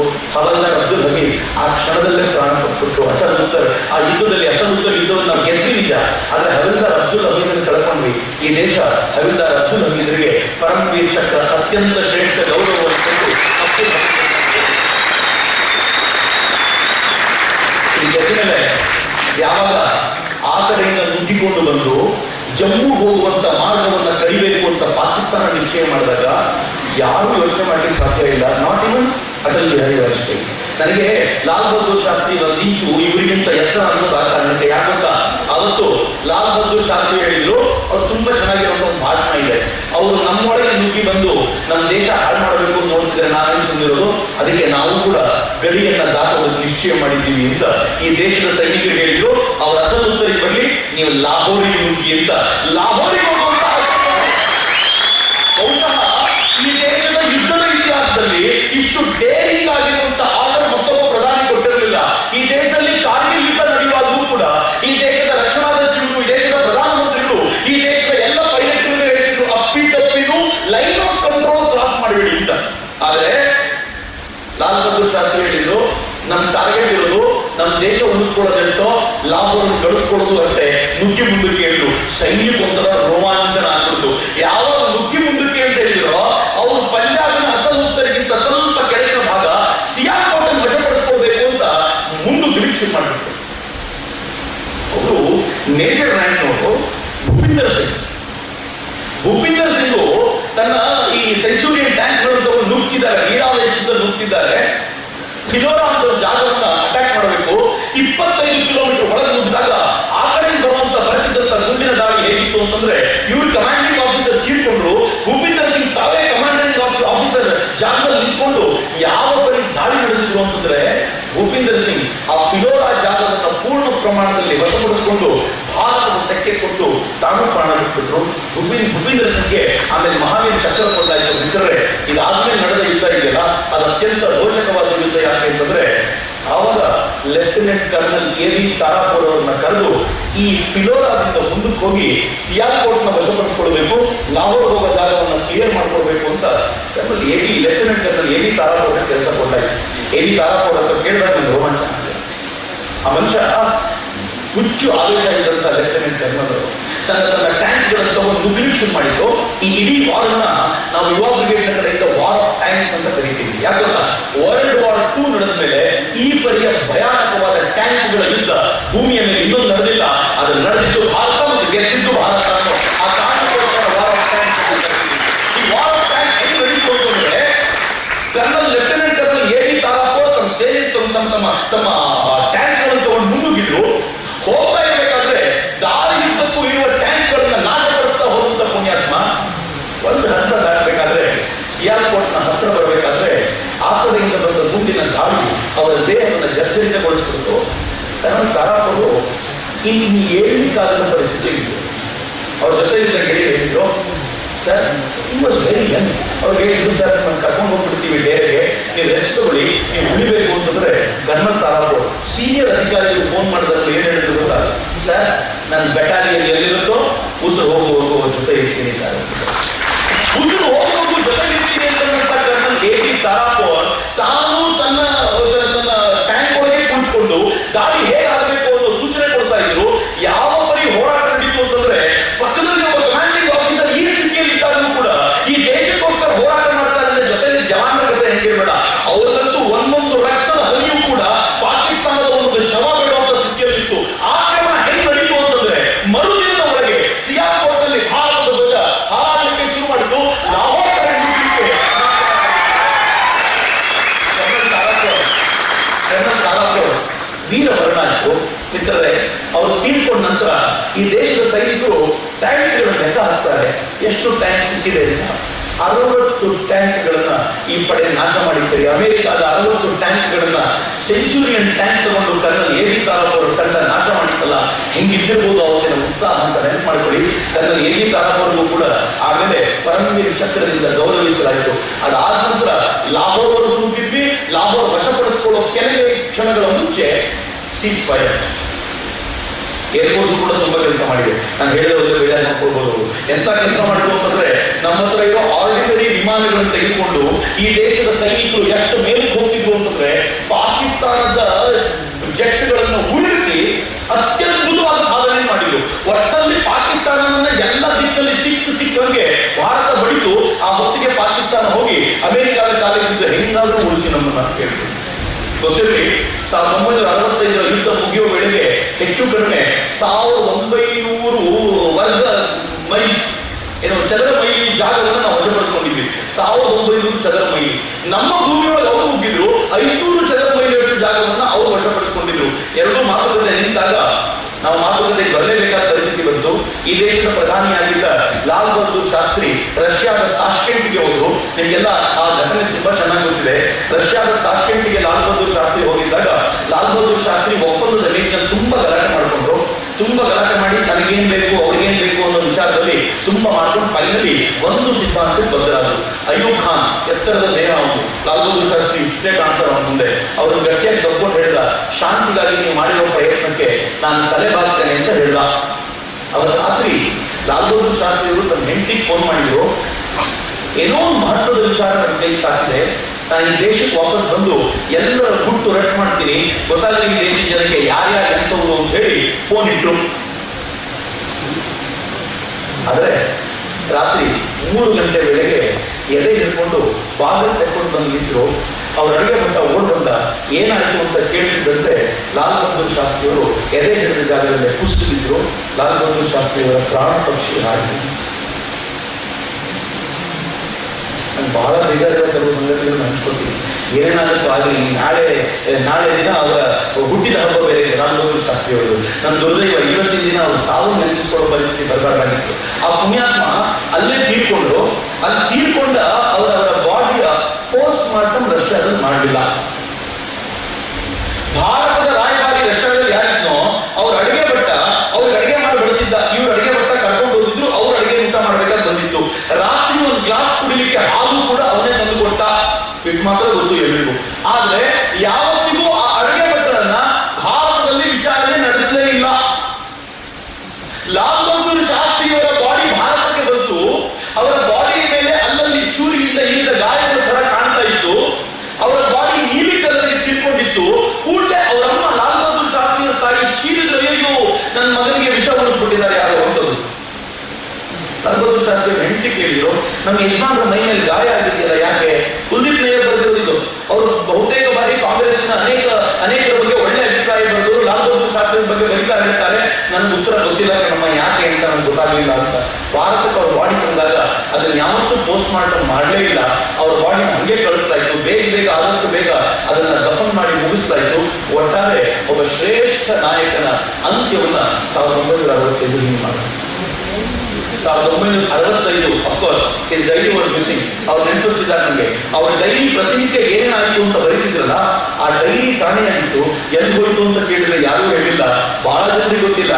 ರಷ್ಯಾಕ್ಕೂ ಅಡಿಗೆ ಭಟ್ರು ಇರ್ತಾರಲ್ಲ, ರಷ್ಯಾದ KGB ಗೂಢಚರ್ಯೆ ಸಂಸ್ಥೆ ಆ ಅಡಿಗೆ ಭಟ್ರನ್ನ ಕರ್ಕೊಂಡೋಗಿ ವಿಚಾರಣೆ ನಡೆಸಿತು. ಲಾಲ್ ಬಹದ್ದೂರ್ ಶಾಸ್ತ್ರಿ ವಿಷ ಹಾಕಿದ್ದಾರೆ, ಯಾರು ಹಾಕಿದ್ದಾರೆ ಅಂತ ಕೇಳಿತು. ಆದ್ರೆ ಭಾರತ ಸರ್ಕಾರ ಪದೇ ವಾದ ಮಾಡಿತು ಲಾಲ್ ಬಹದ್ದೂರ್ ಶಾಸ್ತ್ರಿಯವರದು ಸಹಜ ಸಾವು ಅಂತ. ಲಾಲ್ ಬಹದ್ದೂರ್ ಶಾಸ್ತ್ರಿಯವರ ಸಾವು ಯಾರಿಗೆ ಬೇಕಾಗಿತ್ತು ಅನ್ನೋದು ಪ್ರಶ್ನೆ. ಬೆಳಗ್ಗೆ ಮಾಡಿ ಬಿಟ್ಟರೆ ನಾಳೆ ಅವ್ರು ಹುಟ್ಟಿದ ದಿನ ನಂಗೆ ಗೊತ್ತಿಲ್ಲ 2 ಜನ ನೆನಪಿಸ್ಕೊಳ್ತಿರೋ ಬಿಡ್ತಿರೋ. ಒಬ್ಬ ಅದ್ಭುತವಾದ ಮನುಷ್ಯ ಯಾಕೆ ಅವ್ರು ನೆನಪಿಸ್ಕೋಬೇಕು ಗೊತ್ತೇನು? ಈ ದೇಶಕ್ಕೆ ಭಾರತ ಅಮೆರಿಕ ವಿರೋಧಿ ನೀತಿ ಅನುಸರಿಸುತ್ತೆ ಅಂತ ಗೊತ್ತಾದಾಗ ಅಮೆರಿಕ ಹೇಳ್ತು ನಾವು ಭಾರತಕ್ಕೆ ಗೋಧಿ ಕೊಡ್ತಾ ಇದ್ದೀವಿ. ನಾವು ಗೋಧಿ ಕೊಡ್ತಾ ಇರೋದು ಈ ಗೋಧಿ ಕಾರಣಕ್ಕೋಸ್ಕರ ನೀವು ಪಾಕಿಸ್ತಾನ ವಿರುದ್ಧ ಮಾತಾಡೋದನ್ನು ಬಿಡಿ, ನೀವು ನಾವು ಹೇಳುವಂತೆ ಕೇಳ್ಕೊಂಡು ಬಿದ್ದೀರಿ ಅಂತ ಹೇಳಿದ್ರೆ ಈ ದೇಶದ ಪ್ರಧಾನಮಂತ್ರಿಯಾಗಿದ್ದ ಲಾಲ್ ಬಹದ್ದೂರ್ ಶಾಸ್ತ್ರಿ ಹೇಳಿದ್ರು, ನಿಮ್ಮ ಗೋಧಿಯನ್ನ ನನ್ನ ದೇಶದ ಹಂದಿಗಳು ಮೂಸ್ ನೋಡಲ್ಲ, ಇಟ್ಕೊಳ್ಳಿ ನಿಮ್ಮ ಗೋಧಿ ನನಗೆ ಬೇಕಾಗಿಲ್ಲ ಹೇಗಿತ್ತು ಆ ಮನುಷ್ಯನ ಕರೆಕ್ಟ್ ಮಾತುಕೊಂಡ್ರೆ ಈ ದೇಶಕ್ಕೆ ಗಾಂಧಿ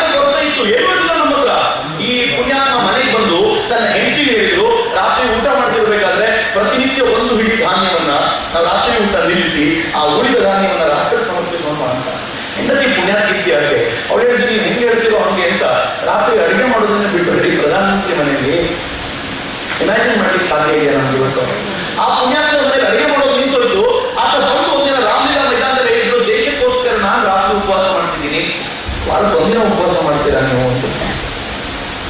ಈ ದೇಶದ ಜನ ಹೇಳಿದ್ರು, ಪ್ರತಿ ಸೋಮವಾರ ಇನ್ನು ನಮ್ಗೆ ಉಪವಾಸನೆ, ಉಳಿದ ಧಾನ್ಯವನ್ನ ರಾತ್ರಿ ಕೊಡ್ತೀವಿ ಅಂತ ಈ ದೇಶದ ಕೋಟ್ಯಂತರ ಜನ ಉಪವಾಸ ಮಾಡ್ತಿದ್ರಲ್ಲ, ಅದು ಒಬ್ಬ ಪ್ರಧಾನಿಗಿರೋ ಕೆಪಾಸಿಟಿ ಅಂತ ಬಹಳ ಹೆಮ್ಮೆ ಅನ್ಸುತ್ತೆ. ಇವತ್ತು ಹಿರಿಯ ಸೈನಿಕರು ಮಾತಾಡಿದಾಗ ರಾಜಕಾರಣಿಗಳ ಬಗ್ಗೆ ಕೆಟ್ಟದಾಗಿ ಬೈದಿದ್ದಾರಲ್ಲ, ಆದರೆ ಅವತ್ತಿಗೂ ಕೂಡ ಈ ಬೈಗುಳಿಗಳಿದ್ವು. ಅಂತ ಬೈಗುಳಿಗಳ ನಡುವೆ ಒಬ್ಬ ಮನುಷ್ಯ ಊಟ ಬಿಡಿ ಅಂತ ಹೇಳಿದ್ರಿಂದ ಕೇಳಿದ್ರಲ್ಲ ಜನ ಅಂತಂದ್ರೆ ಎಂತ ಪ್ರಾಮಾಣಿಕತೆ ಇರ್ಬೋದು ಆ ಮನುಷ್ಯನಿಗೆ ಅಂತ ನಾನು ಯಾವಾಗಲೂ ಯೋಚನೆ ಮಾಡಿ ರೋಮಾಂಚಿತನಾಗ್ತೇನೆ. ದುರ್ದೈವ, ಅವರದ್ದೇ ಪಾರ್ಟಿ, ಅವರ ಬರ್ತ್ಡೇ ಯಾವತ್ತೂ ಸೆಲೆಬ್ರೇಟ್ ಮಾಡ್ತಾರೆ.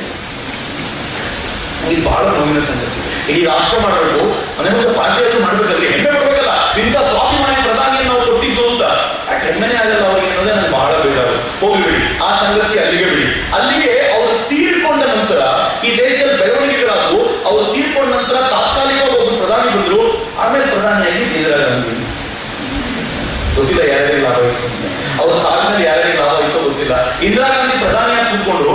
ಇಂದಿರಾ ಗಾಂಧಿ ಒಳ್ಳೆ ಕೆಲಸ ಮಾಡಿದ್ರು, ನಮಗೆ ಬಹಳ ಗೌರವ ಇದೆ ಅವ್ರ ಮೇಲೆ. ಒಳ್ಳೆ ಕೆಲಸ ಏನು ಅಂದ್ರೆ, ಪಾಕಿಸ್ತಾನದ ತುಂಡು ಅಲ್ಲೊಂದಿತ್ತು ಇಲ್ಲೊಂದಿತ್ತು, ಈ ಎರಡೂ ತುಂಡುಗಳನ್ನ ನೋಡಿದ ಇಂದಿರಾ ಗಾಂಧಿ ಎರಡೂ ಕಡೆಯಿಂದ ಕಿರಿಕಿರಿ ಆಗುವುದು, ಒಂದು ಮಾತು ಮುಗಿಸ್ಬೇಕು ಅಂತ ಅವ್ರು ಏನ್ ಮಾಡಿದ್ರು, ಒಂದು ದಿನ ಇದ್ದಕ್ಕಿದ್ದಂತೆ ಸೇನೆಯನ್ನು ನುಗ್ಗಿಸಿ ಆ ಪಾಕಿಸ್ತಾನದ ಒಂದು ಭಾಗವನ್ನ ತುಂಡು ಮಾಡಿ ಬಿಸಾಕಿ ಅದಕ್ಕೆ ಬಾಂಗ್ಲಾದೇಶ ಅಂತ ನಾಮಕರಣ ಮಾಡಬೇಕು, ಮುಗಿದೋಯ್ತು. ನಾನು ತಮಾಷೆ ಮಾಡ್ತಿರ್ತೀನಿ ಯಾವಾಗ, ಇಂದಿರಾ ಗಾಂಧಿ ಸೂಲಗಿತ್ತಿಯಾಗಿ ಪಾಕಿಸ್ತಾನಕ್ಕೆ ಹೆರಿಗೆ ಮಾಡಿಸ್ಬಿಟ್ರು ಅಂತ, ಒಂದು ಪುಟ್ಟ ಮಗು ಹುಡುಗರು ಬಾಂಗ್ಲಾದೇಶ ಅಂತ. ಭಾರತ ಬಾಂಗ್ಲಾದೇಶ ಅನ್ನೋದನ್ನ ಹುಟ್ಟಿಸ್ಲಿಕ್ಕೆ ಕಾರಣವಾದ ಸೂಲಗಿತ್ತಿಯ ರೋಲ್ ತಗೊಳ್ತು, ಬಾಂಗ್ಲಾದೇಶ ರಾಷ್ಟ್ರ ನಿಂತ್ಕೊಳ್ತು. ಅದಕ್ಕೆ ನಾನು ಬಾಂಗ್ಲಾದೇಶಿಗರಿಗೆ ಯಾವಾಗಲೂ ಸಿಗಲಾಗಿ ಹೇಳೋದು, ನೀವು ಬಾಂಗ್ಲಾದೇಶಿಗರು ಸದಾ ಕಾಲ ನತಮಸ್ತಕರಾಗಿರ್ಬೇಕು ಅಂದ್ರೆ ನಮ್ಮ ದೇಶಕ್ಕೆ ನಾವು ಇರಲಿಲ್ಲ ಅಂತಂದ್ರೆ ಇವತ್ತಿಗೂ ಪಾಕಿಸ್ತಾನ ಜೀತ ಮಾಡ್ಕೊಂಡಿರ್ಬೇಕಿತ್ತು. ನಾವು ಇದ್ದಿದ್ದಿಂದ ಒಂದು ಪ್ರತ್ಯೇಕ ರಾಷ್ಟ್ರವಾಗಿದ್ದೀವಿ ಅಂತ. ಇದು ಬಾಂಗ್ಲಾದೇಶ ಇತ್ತೀಚೆಗೆ ಅರ್ಥ ಆಗ್ತದೆ. ಯಾಕೆಂದ್ರೆ ಈ ದೇಶದ ಪ್ರಧಾನಿ ತುಂಬಾ ಚೆನ್ನಾಗಿ ಕಲಿಸಿದ್ದಾರೆ ಅವರಿಗೆ. ನಾವು ನೀವು ಜನಾಂಗಕ್ಕೆ ಮಾತ್ರ ಕಲಿಸಿಲ್ಲ. ಈ ದೇಶದ ಪ್ರಧಾನಿ ನನಗೆ ತುಂಬಾ ಸಂತೋಷ ಏನು ಅಂತಂದ್ರೆ, ಒಂದು ಅವತ್ತಿನ ಯುದ್ಧ ಆಯಿತು, ನಾವು ಒಂದೆರಡು ಸಲ ಅಲ್ಲ ಪಾಕಿಸ್ತಾನವನ್ನ 47 ಯುದ್ಧದಲ್ಲಿ ಪಾಕಿಸ್ತಾನವನ್ನು ಓಡಿಸಿದ್ವಿ, 65ರಲ್ಲಿ ಓಡಿಸಿದ್ವಿ, 71ರಲ್ಲಿ ಓಡಿಸಿದ್ವಿ, ಆ ನಂತರ ಕಾರ್ಗಿಲ್ ಯುದ್ಧದಲ್ಲೂ ಪಾಕಿಸ್ತಾನ ಹೊಡೆದೋಡ್ತಿದ್ವಿ. ಎಷ್ಟೆಲ್ಲ ಪಾಕಿಸ್ತಾನ ಬೆಳೆದಿದ್ದೀವಿ ಅಂತಂದ್ರೆ ಬಹುಶಃ ಯಾವತ್ತೂ ಪಾಕಿಸ್ತಾನ ನೇರ ಯುದ್ಧ ಮುಂದೆ ಬರಲ್ಲ. ನಮ್ಮ ಮನೆಗೆ ನಾಯಿ ಬಂತು ಅಂದ್ರೆ ಮೊದಲು ದೂರದಿಂದ ಹಚ್ಚ ಅಂತೀವಿ, ಓಡಲಿಲ್ಲ ಅಂತ ಒಂದು ಕಲ್ ತಗೊಂಡು ನೀವು ತೋರಿಸ್ತೀವಿ. ಆದ್ರೂ ಓಡಲಿಲ್ಲ ಅಂತಂದ್ರೆ ಎಷ್ಟು ನಾಳೆ ಭಾರತದಲ್ಲಿ ಯಾವತ್ತೂ ನಾಯಿ ಆಗಿರಲ್ಲ, ಡೇಂಜರ್ ನಾಯಪ್ಪ ಇದು ಅಂತ ಹೇಳಿ ಪಾಕಿಸ್ತಾನದ ಅದೇ ಅದು ಯಾವತ್ತೂ ಮತ್ತೆ ಭಾರತ ಕಡೆ ನೋಡೋದಕ್ಕೆ ಇರಲಿಲ್ಲ. ಆದ್ರೆ ಭಾರತದ ನೀತಿಗಳು ಹೇಗಿದ್ವು ಅಂತಂದ್ರೆ ಪಾಕಿಸ್ತಾನಕ್ಕೆ ಸಪೋರ್ಟ್ ಮಾಡ್ಲಿಕ್ಕೆ ಅನೇಕ ಜನ 1962 ನಂತರ 65 ಯುದ್ಧದಲ್ಲೇ ಪಾಕಿಸ್ತಾನಕ್ಕೆ ಚೈನಾ ಸಪೋರ್ಟ್ ಎಷ್ಟರ ಮಟ್ಟಿಗೆ ಸಿಕ್ತು ಅಂದ್ರೆ ಮಿತ್ರರೇ ಆಶ್ಚರ್ಯಪಡ್ತೀರಿ ನೀವು. ಎಲ್ಲ ಅಮೆರಿಕಾದ ಸಹಕಾರವು ನಮ್ಮ ಜೊತೆ ಸಿಗೋಕ್ಕಿಂತ ಮುಂಚೆ ಚೈನಾ ಭಾರತ ಸರ್ಕಾರದ ಒಂದು ಪತ್ರ ಬರೀತು. ಲಾಲ್ ಬಹದ್ದೂರ್ ಶಾಸ್ತ್ರಿ ಪ್ರಧಾನಮಂತ್ರಿಯಾಗ ಪತ್ರ ಬಂದು ಚೈನಾ ಏನು ಕೇಳ್ಕೊಂಡು ಗೊತ್ತೇನು, ನೀವು ನಮ್ಮ ಭೂಭಾಗದಲ್ಲೂ ಒಳಗೆ ಬಂದ್ಬಿಟ್ಟಿದ್ದೀರಿ, ನೀವು ಈಗಿನ ಭೂಭಾಗದಿಂದ ಹೊರಗೆ ಹೋಗಿಲ್ಲ ಅಂತಂದ್ರೆ ನಾವು ಕೂಡ ನಿಮ್ಮ ಮೇಲೆ ಫುಲ್ ಫ್ಲೇಜ್ ವಾರ್ ಮಾಡಬೇಕಾಗ್ಬೋದು ಅಂತ ಚೈನಾ ಎಚ್ಚರಿಕೆ ಕೊಡ್ತು. ಹೆಂಗಿದೆ ನೋಡಿ, ಪಾಕಿಸ್ತಾನ ಜೊತೆ ಯುದ್ಧ ಮಾಡ್ತಿದ್ದೀವಿ, ಈ ಕಡೆ ಚೈನಾ ಯುದ್ಧ ಮಾಡ್ತೀವಿ ಅಂತ ಹೇಳ್ತು. ಆದ್ರೆ ಗಲಾಟೆ ಮಾಡ್ಕೊಳ್ಳೋದಿಲ್ಲ, ರಬ್ಬಿಂಗ್ ಆಗ್ಬಾರ್ದು ಅಂತ ಈ ದೇಶದ ಪ್ರಧಾನಿ ಅವರು ಬರೆದ್ರು. ಈಗಲೂ ಕೂಡ ಒಂದು ಸರ್ವೆ ಮಾಡ್ಲಿಕ್ಕೆ ನಾವು ತಯಾರಿದ್ದೀವಿ, ನಾವಂತೂ ಒಳಗೆ ಬಂದಿಲ್ಲ, ಒಂದ್ಸಲ ಸರ್ವೆ ಮಾಡಿ ಅಂತ. ಚೈನಾ ಹೇಳ್ತು 19ನೇ ತಾರೀಕು ಟೈಮ್ ಕೊಡ್ತೀವಿ, ನೀವು ಅಷ್ಟೊಂದು ವಾಪಸ್ ಹೋದ್ರೆ ಒಳ್ಳೆಯದು. ಯಾವಾಗ ಗೊತ್ತಾಯ್ತು ಈ ದೇಶದ ಪ್ರಧಾನಿ ಇಮಿಡಿಯೇಟ್ ಆಗಿ ಅಮೆರಿಕ ಕೇಳಿದ್ರು, ಚೈನಾ ನಮ್ಮೊಳಗೆ ನುಗ್ಗೋ ಸಾಧ್ಯತೆಗಳಿವೆ, ನೀವೇನಾದ್ರೂ ಮಾಡಬೇಕು ಅಂತ. ಚೈನಾ ಏನಾದ್ರೂ ಭಾರತದ ಮೇಲೆ ಏರಿ ಬಂದ್ಬಿಟ್ರೆ ಪಾಕಿಸ್ತಾನಕ್ಕೆ ಅದು ಹತ್ರ ಆಗ್ಬಿಡುತ್ತೆ ಅಂತ ಹೆದರ್ಕೊಂಡಂತ ಅಮೆರಿಕ ಕೂಡಲೇ ಹೇಳ್ತು, ಚೈನಾ ತಲೆ ಹಾಕೋಂಗಿಲ್ಲ, ಏನ್ ನಿರ್ಣಯ ಆಯ್ತು UN ಅಲ್ಲಿ ಆಗ್ಬೇಕು, ಬಾಯಿ ಮುಚ್ಕೊಂಡಿರ್ಬೇಕು ಚೈನಾ ಅಂತ. ಯಾವಾಗ ಅಮೆರಿಕದಲ್ಲೂ ಚೈನಾ ಅನಿವಾರ್ಯವಾಗಿ ಬಾಯಿ ಮುಚ್ಕೊಳ್ತು. 19 ಕಳೆದು ಮಾತಾಡುವಂತ ಸ್ಥಿತಿಯಲ್ಲಿ ಚೈನಾ ಇರಲಿಲ್ಲ. ಆದ್ರೆ ಯಾವ ಪರಿ ಕೆಟ್ಟ ಸ್ಥಿತಿ ಇತ್ತು ಅಂತಂದ್ರೆ, ಚೈನಾ ಮತ್ತು ಇಂಡೋನೇಷ್ಯಾದ ರಾಯಭಾರಿಗಳು ದೆಹಲಿ ಇದ್ರಲ್ಲ, ಅವತ್ತು ಅವ್ರು ಹೇಳಿದಂತೆ ಎಲ್ಲ ಕಡೆ ಕತ್ತಲು ಇರೋದನ್ನ ನೋಡ್ಕೋಬೇಕು, ಯಾವ ವಿಮಾನದಲ್ಲಿ ದಾಳಿ ಮಾಡುತ್ತೋ ಗೊತ್ತಾಗಲ್ಲ ಅಂತ ಎಲ್ಲ ಕಡೆ ಹೇಳಿ ಬೆಂಕಿ ಕಟ್ಟಿ ಕೂಡ ಜೀರುವಂತಿಲ್ಲ ಅಂತ ಎಲ್ಲ ಕಡೆ ಮಾತಾಡ್ತಿದ್ರೆ, ದೆಹಲಿಯಲ್ಲಿ ಇದ್ದಂತ ಚೀನಾದ ಮತ್ತು ಇಂಡೋನೇಷ್ಯಾದ ರಾಯಭಾರಿಗಳು ತಮ್ಮ ಕೋಣೆಯಲ್ಲಿ ಫ್ಲಡ್ ಲೈಟ್ ಹಾಕೊಂಡು ಕೂತಿದ್ರು. ಯಾಕೆ ಅಂತಂದ್ರೆ ಪಾಕಿಸ್ತಾನದ ವಿಮಾನಗಳಿಗೆ ಇದೇ ದೆಹಲಿ ಅಂತ ಗೊತ್ತಾಗಲಿ, ಅಟ್ಯಾಕ್ ಮಾಡ್ಲಿಕ್ಕೆ ಈಸಿ ಆಗಲಿ ಅಂತ ಏನ್ ನಾಚಿಕೆ ಇರ್ತದೆ. ಈ ದೇಶದ ವಿದೇಶಾಂಗ ಸಚಿವರು ಪತ್ರ ಹೋಯ್ತು, ಲೈಟ್ ಆಫ್ ಮಾಡಿದ್ರೆ ಸರಿ, ಇಲ್ಲದ್ರೆ ಪವರ್ ಕನೆಕ್ಷನ್ ಕಟ್ ಮಾಡಬೇಕು. ಅದಾದ್ಮೇಲೆ ಲೈಟ್ ಆಫ್ ಮಾಡ್ಕೊಂಡು ಕೊಳ್ಳಿಕ್ಕೆ ಶುರು ಮಾಡಿದ್ರು. ಆದ್ರೆ ಈ ದೇಶದ ಯುದ್ಧದ ಕಥನಗಳು ನಿಮಗೆಲ್ಲ ಇದೆ. ಯಾಕಂದ್ರೆ ಈ ಜನ ನಿಂತ ಹಂಚ್ಕೊಡ್ತೀನಿ ಗೊತ್ತೇನು? ಯುದ್ಧ ಅಂತಂದ್ರೆ ಬರೀ ಎರಡು ಬಾರ್ಡರ್ ನಡುವೆ ನಡೆದುಬರುತ್ತೆ ಅಂತ ತಿಳ್ಕೊಳ್ಬೇಡಿ. ಯುದ್ಧ ಅಂತಂದ್ರೆ ಅದು ನಡಿಬೇಕಾದ್ರೆ ಅದ್ರ ಹಿಂದೆ ಮನೋಭೂಮಿಕೆ ತುಂಬಾ ಅಗತ್ಯ. ಆ ಮನೋಭೂಮಿಕೆ ಹೆಂಗಿರ್ಬೇಕು ಅಂತಂದ್ರೆ ಯುದ್ಧಕ್ಕೆ ನೀವು ಸೈನಿಕರು ಬೇಕಾಗಿಲ್ಲ, ಯುದ್ಧಕ್ಕೆ ಶಸ್ತ್ರಾಸ್ತ್ರಗಳು ಬೇಕಾಗಿಲ್ಲ. ಆದ್ರೆ ಯುದ್ಧ ಮಾಡೋದಕ್ಕಿಂತ ಮುಂಚೆ ನೀವು ಯಾವ ಬರೀ ಇಂಟರ್ನ್ಯಾಷನಲ್ ಬಿಲ್ಡಪ್ ಕೊಡ್ತೀರಲ್ಲ ಅದು ತುಂಬಾ ಅಗತ್ಯ ಇದೆ ಅಂತ. ಇವತ್ತು ಯಾಕೆ ಚೈನಾ ಜೊತೆಗೆ ನಿಂತ್ಕೊಂಡು ಈ ದೇಶದ ಸೈನಿಕ ಓಕೆ ಭಾರತ ಅಂತ ಕೇಳ್ತಾನೆ ಅಂತಂದ್ರೆ ಇವತ್ತು ಭಾರತ ಜಗತ್ತಿನ ಮುಂದೆ ಹಂಗೊಂದು ಬಿಲ್ಡಪ್ ಕೊಟ್ಟಿದೆ. ಯಾವಾಗಲೂ ನಮ್ಮ ವಿರುದ್ಧ ಮಾತಾಡೋದು ನೋಡಿ ಅಂತ ನಾವೊಂದು ವ್ಯವಸ್ಥಿತವಾಗಿ ಜಗತ್ತಿನ ಮುಂದೆ ನಿಂತ್ಕೊಂಡಿದ್ದೀವಲ್ಲ, ಇದು ತುಂಬಾ ಅಗತ್ಯ. ಇವತ್ತಿನ ದೇಶದ ಪರಿಸ್ಥಿತಿ ಹೇಗಿದೆ ಗೊತ್ತೇನು? ನಾನು ಹೇಳಬೇಕಾದ್ರೆ ಬಹಳ ಹೆಮ್ಮೆ ಇದೆ. ಪಾಕಿಸ್ತಾನ ಭಾರತದ ಬಗ್ಗೆ ಮಾತಾಡಬೇಕಾದ್ರೆ 100 ಸಲ ಯೋಚನೆ ಮಾಡಬೇಕು. ಈ ದೇಶದ ಪ್ರಧಾನಿ ಮೊನ್ನೆ ತಾನೇ ಅಮೆರಿಕಕ್ಕೆ ಹೋಗಿ ಬಂದಿದ್ದಾರೆ. ನೀವೆಲ್ಲರೂ ಟಿವಿಯಲ್ಲಿ ಪದೇ ಪದೇ ಪದೇ ಪದೇ ನೋಡಿದ್ದೀರಿ. ಈ ದೇಶದ ಅನೇಕ ಸೆಕ್ಯುಲರ್ ಬುದ್ಧಿಜೀವಿಗಳು ಬಾಯಿಗೆ ಬಡ್ಕೊತಿದ್ದಾರೆ. ಈ ದೇಶದ ಪ್ರಧಾನಿ ಅಮೆರಿಕದ ಹುಚ್ಚುವಲ್ಲಿ ಹೋಗ್ತಾನೆ ಇರ್ತಾರೆ ಹಂಗೆಲ್ಲ. ಆದ್ರೆ ಪಾಕಿಸ್ತಾನದ ಪತ್ರಿಕೆಗಳು ಹೇಳ್ತಿವೆ ನನ್ನ ದೇಶದ ಪ್ರಧಾನಮಂತ್ರಿ ನರೇಂದ್ರ ಮೋದಿ ಅವರು ಕಲಿಬೇಕು ಅಯೋಗ್ಯ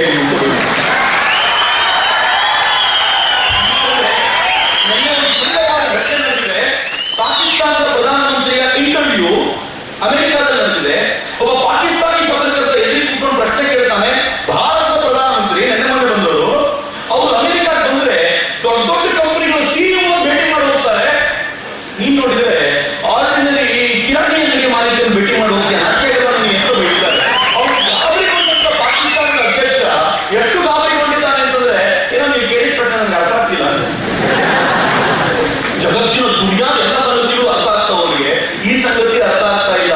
ಪಾಕಿಸ್ತಾನದ ಪತ್ರಕರ್ತರು ಎಷ್ಟು ಉಗಿತಾ ಇದ್ದಾರೆ ಅಂತಂದ್ರೆ ನಾನು ಪಾಕಿಸ್ತಾನದ ಅನೇಕರ ಟ್ವೀಟ್ಗಳನ್ನು ನೋಡಿದ್ದೀನಿ. ಬಹಳ ಖುಷಿ ನನಗೆ. ಆ ಟ್ವೀಟ್ಗಳು ಹೇಳ್ತಾರಪ್ಪ ಭಾರತ ಎಷ್ಟು ಬೇಗನೆ ಯಾವ ರೀತಿಯಲ್ಲಿ ನಡೆದಿರುತ್ತಪ್ಪ, ನಮ್ಮ ದೇಶ ಯಾವಾಗ ನಡೆಯುವುದು ಅಂತ. ನನಗೆ ಮತ್ತೆ ಸಾವರ್ಕರ್ ನೆನಪಾಗ್ತಾರೆ. ಸಾವರ್ಕರ್ ಹೇಳಿದ್ರು ಪಾಕಿಸ್ತಾನ ಡಿವೈಡ್ ಆಯ್ತು ಅಂತ ಟೆನ್ಷನ್ ಮಾಡ್ಕೋಬೇಡಿ, ಅನೇಕ ಶಕಸ್ಥಾನ ಹೂಣಸ್ಥಾನಗಳನ್ನು ನುಂಗಿರೋ ಭಾರತಕ್ಕೆ ಈ ಪಾಕಿಸ್ತಾನ ಯಾವ ಒಂದು 50 ವರ್ಷಗಳ ಕಾಲ ಅಸಹ್ಯಕರವಾದ ಬದುಕನ್ನು ನಡೆಸಿ ವಾಪಸ್ ಬರ್ತಾರೆ ಅಂತ ಹೇಳಿದ ಮಾತು ಇವತ್ತು ಅಕ್ಷರಶಃ ಸತ್ಯ ಆಗಲಿ ಕೊಡ್ತಿದೆ. ಪಾಕಿಸ್ತಾನ ಜೊತೆ ಭಾರತ ಯಾವ ಬರೀ ನಿಂತ್ಕೊಂಡಿದೆ ಅಂತಂದ್ರೆ ಈ ದೇಶದ ರಕ್ಷಣಾ ಸಚಿವರು ತಾವು ರಕ್ಷಣಾ ಸಚಿವರಾಗಿ ಪ್ರಮಾಣ ವಚನ ಸ್ವೀಕಾರ ಮಾಡಿದ ಕೆಲವೇ ದಿನಗಳಲ್ಲಿ ಬಾರ್ಡರ್ ಹೋಗಿ ಹೇಳಿದ್ರು ಹಳೆ ಕಾಲ ಇತ್ತು, ಪಾಕಿಸ್ತಾನಿಗಳು ಒಳಗೊಂಡು ಈ ದೇಶದ ಸೈನಿಕರ ತಲೆ ಕರ್ಕೊಂಡು ಹೋಗ್ತಿದ್ರು, ಈ ಕಾಲ ಬದಲಾಗಬೇಕು, ಈ ದೇಶದ ಒಬ್ಬ ಸೈನಿಕನ ಜೀವ ಹೋದ್ರೆ ಇಬ್ರು ಪಾಕಿಸ್ತಾನದ ಜೀವ ಬೇಕು, ಏನ್ ಮಾಡ್ತೀರೋ ಮಾಡಿ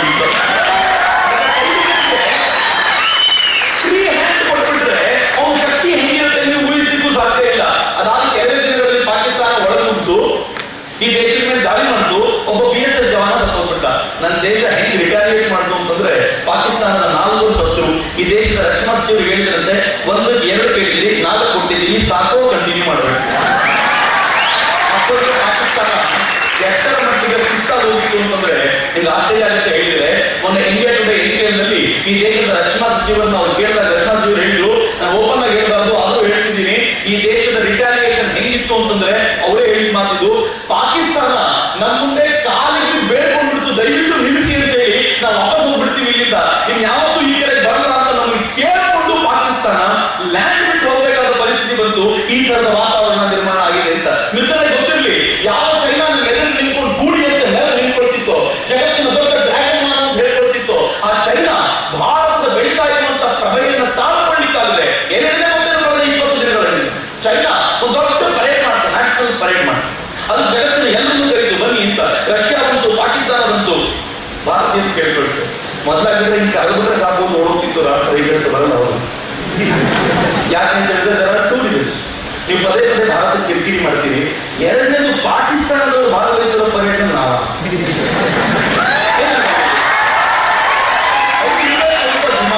ಭಾರತ ಪಾರ್ಟಿಸಿಪೇಟ್ ಮಾಡಲೇ ಇಲ್ಲ. ಭಾರತದ ಮಂತ್ರಿಯಾಗಿ DK ಸಿಂಗ್ ಹೋದ್ರು, ಪರೇಡ್ ನೋಡ್ಕೊಂಡು ಬಂದ್ರು ಅಷ್ಟೇ. ಭಾರತದ ಸೈನಿಕರು ಪಾಲ್ಗೊಳ್ಳಿಲ್ಲ. ಉಲ್ಟಾ ಭಾರತದ ಸೈನಿಕರು ಯಾರ ಜೊತೆ ಪಾಲ್ಗೊಂಡ್ರು ಗೊತ್ತಾ? ಇಸ್ರೇಲ್ನ ಸೈನಿಕರ ಜೊತೆ ಪಾಲ್ಗೊಂಡ್ರು.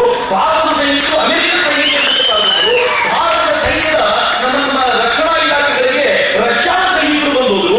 ಈ ದೇಶದೊಂದಿಗೆ ವಿಯೆಟ್ನಾಂ ಅವರು ಭಾಗವಹಿಸಿಕೊಂಡು ಹೋದ್ರು. ಹೆಂಗಿತ್ತು ವಾತಾವರಣ ಅಂತಂದ್ರೆ ನೀವೇನ್ ಮಾಡ್ತೀರೋ ಅದು 10 ಪಟ್ಟು ಚೆನ್ನಾಗಿ ಮಾಡ್ಲಿಕ್ಕೆ ನಮ್ಗೆ ಬರುತ್ತೆ ಅಂತ ಈ ದೇಶ ಚೈನಾ ಮುಂದೆ ನಿಂತ್ಕೊಂಡು ತೋರಿಸ್ತಲ್ಲ. ಪರಿಣಾಮ ಏನಾಯ್ತು ಗೊತ್ತೇನು? ಚೈನಾ ಅವತ್ತೇ ಅನೌನ್ಸ್ ಮಾಡಿತು, ಬರಲಿರೋ ದಿನಗಳಲ್ಲಿ 3 ಲಕ್ಷ ಸೈನಿಕರನ್ನ ಕಡಿತಗೊಳಿಸ್ತೀನಿ, ನನಗೂ ಜಗತ್ತಿನ ಶಾಂತಿ ಬಗ್ಗೆ ವಿಶ್ವಾಸ ಇದೆ ಅಂತ ಹೇಳಿದೆ.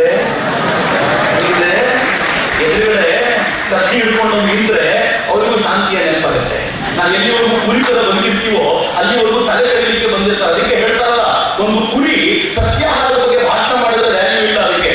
ಅದೇ ಒಂದು ಸಿಂಹ ಬಂದು ನಾಳೆಯಿಂದ ಎಲ್ಲರೂ ಸಸ್ಯಾಹಾರಿ ಆಗಬೇಕು ಅಂದ್ರೆ ವ್ಯಾಲ್ಯೂ ಇಲ್ಲ. ಇವತ್ತು ಭಾರತ ಶಾಂತಿಯ ಮಾತನಾಡಬೇಕಾದ್ರೆ ಬೇಡ್ಕೊಂಡು ನಿಂತ್ಕೊಂಡು ಶಾಂತಿಯ ಮಾತಾಡ್ತಿಲ್ಲ. ಇವತ್ತು ಭಾರತ ಶಾಂತಿಯ ಮಾತನಾಡಬೇಕಾದ್ರೆ ತನ್ನೊಳಗೆ ಅಪಾರ ಸಾಮರ್ಥ್ಯವನ್ನು ಇಟ್ಕೊಂಡು ಮಾತನಾಡ್ತಿದೆ.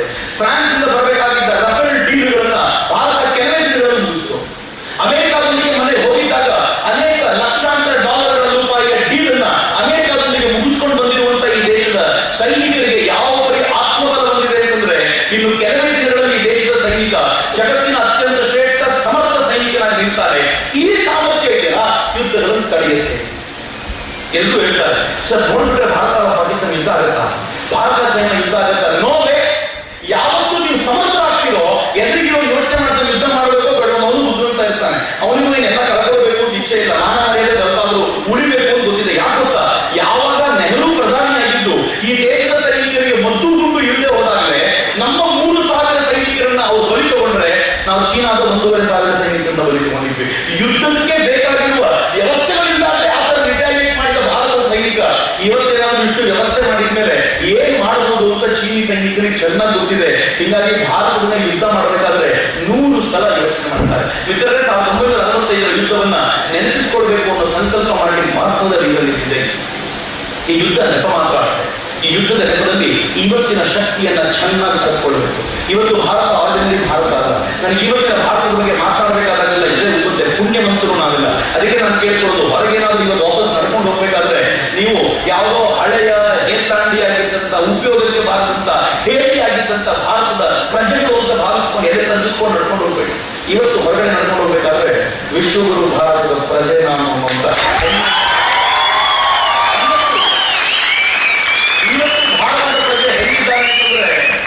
ಐರ್ಲೆಂಡಿಗೆ ಹೋದ್ರೆ ಐರ್ಲೆಂಡಿನ ಮಕ್ಕಳು ಈಶಾವಾಸ್ಯ ಉಪನಿಷತ್ತಿನ ಈಶಾವಾಸ್ಯಂ ಸರ್ವಂ ಅಂತ ನನ್ನ ದೇಶದ ಪ್ರಧಾನಮಂತ್ರಿಯನ್ನ ಸ್ವಾಗತಿಸ್ತಾರೆ. ಯಾಕೆಂದ್ರೆ ಅವ್ರಿಗೆ ಗೊತ್ತಿದೆ ಭಾರತವನ್ನು ಸ್ವಾಗತಿಸುವ ರೀತಿ ಏನಾಗಬೇಕು ಅಂತ. ಈ ದೇಶದ ಪ್ರಧಾನಿ ಫೇಸ್ಬುಕ್ ನ ಕಚೇರಿಗೆ ಹೋದ್ರೆ ಯಾವತ್ತೂ ಬರ್ಗುಡ ಬಿಟ್ರೆ ಬೇರೆ ಹಾಕದೇ ಇರುವಂತ ಈ ದೇಶದ ಆ ದೇಶದ ಫೇಸ್ಬುಕ್ ನ ಮಾರ್ಕ್ ಜುಕರ್ಬರ್ಗ್ ಈ ದೇಶದ ಪ್ರಧಾನಿ ಬಂದ್ರು ಅಂತ. ಬರಾಕ್ ಒಬಾಮಾ ಬಂದಾಗಲೂ ಕೂಡ ಬರ್ಮುಡಾ ಹಾಕೊಂಡು ಹೋಗಿದ್ದಂತ ಮಾರ್ಕ್ ಜುಕರ್ಬರ್ಗ್ ಈ ದೇಶದ ಪ್ರಧಾನಿ ಬಂದ್ರು ಅಂತ ಹೇಳಿ ಅವರು ಕೋಟ್ ಹಾಕೊಂಡು, ಟೈ ಹಾಕೊಂಡು, ಫಾರ್ಮಲ್ ಅನ್ನು ಕೂತ್ಕೊಂಡು ಫುಲ್ ಹುಡುಗರ ಕೂತ್ಕೊಳ್ತಾರಲ್ಲ. ಅಷ್ಟೆಲ್ಲ ಈ ದೇಶಕ್ಕೆ ಕೊಟ್ಟ ರೆಸ್ಪೆಕ್ಟೆಡ್ ಹೈಯೆಸ್ಟ್ ಅಂತಂದ್ರೆ ಮಾರ್ಕ್ ಜುಕರ್ಬರ್ಗ್ ತನ್ನ ಎಲ್ಲ ಕೆಲಸಗಾರರಿಗೆ ಹೇಳಿದ್ದಾರೆ, ನೀವು ನರೇಂದ್ರ ಮೋದಿ ಬಂದಿದ್ದೀನ ಭಾರತದ ಪ್ರಧಾನಿ. ಇನ್ಫ್ಯಾಕ್ಟ್ ನನಗೆ ನರೇಂದ್ರ ಮೋದಿ ಅನ್ನೋ ವರ್ಗದಿಂದ ಏನು ಆಗಬೇಕಾಗಿಲ್ಲ. I want to see him as Indian prime minister. ಒಬ್ಬ ಭಾರತದ ಪ್ರೈಮ್ ಮಿನಿಸ್ಟರ್ ಹೋದಾಗ, ಒಬ್ಬ ಭಾರತದ ಉನ್ನತ ಅಧಿಕಾರದ ವ್ಯಕ್ತಿಯಲ್ಲಿ ಹೋಗ್ಬೇಕಾದಾಗ ಅವ್ರಿಗೆ ಕೊಡುವಂತ ರೆಸ್ಪೆಕ್ಟ್ ಏನು ಅಂತಂದ್ರೆ, ನೀವೆಲ್ಲರೂ ಬರ್ಬೇಕಾದ್ರೆ ಫಾರ್ಮಲ್ ಡ್ರೆಸ್ ಅಲ್ಲೇ ಬರಬೇಕು, ಹೆಣ್ಮಕ್ಳು ಮಿನಿಸ್ಕರ್ಟು ಸ್ಲೀವ್ಲೆಸ್ ಹಾಕೊಂಡು ಬರಬಾರದು ಅಂತ ಸ್ಪಷ್ಟವಾಗಿ ಹೇಳ್ತಾರೆ. ಅಂದ್ರೆ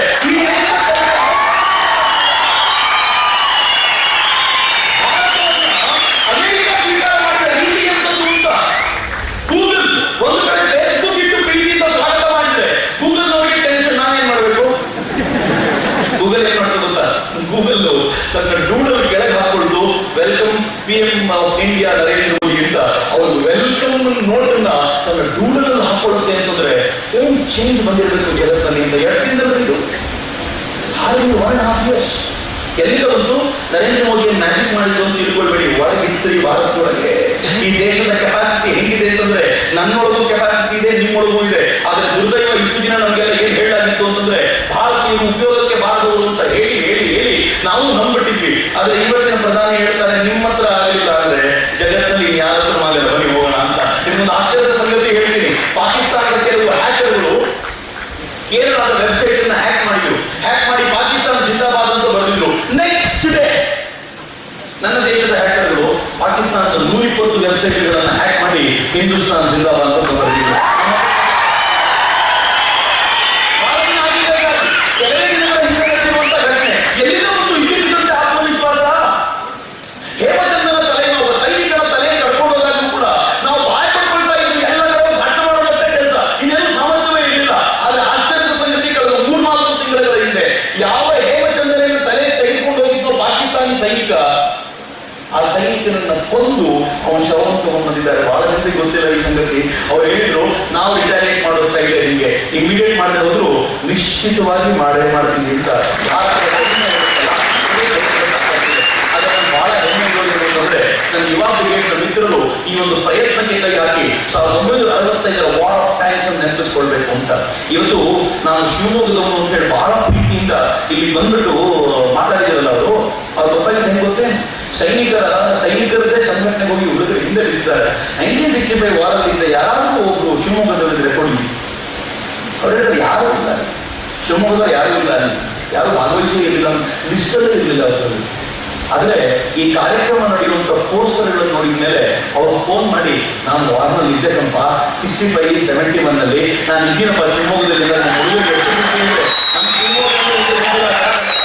ಅವ್ರು ಹೇಳ್ಬೇಕಾದ್ರೆ ನಾಚಿಕೆ ಆಗ್ತಿತ್ತು ಶಿವಮೊಗ್ಗದವ್ರು ಯಾರು ಇರುವಂತೆ ಸರ್ ಅಂತ. ಆದ್ರೆ ಶಿವಮೊಗ್ಗದವರು ಒಬ್ರು 65 ವಾರ್ನಲ್ಲಿ 71 ವಾರ್ನಲ್ಲಿ ಇದ್ದು ಪಾಕಿಸ್ತಾನವನ್ನು ಸೋಲಿಸಿದ ಪಡೆಯ ದಂಡುಗಲ್ಲಿ ಇದ್ರಲ್ಲ ಅನ್ನೋ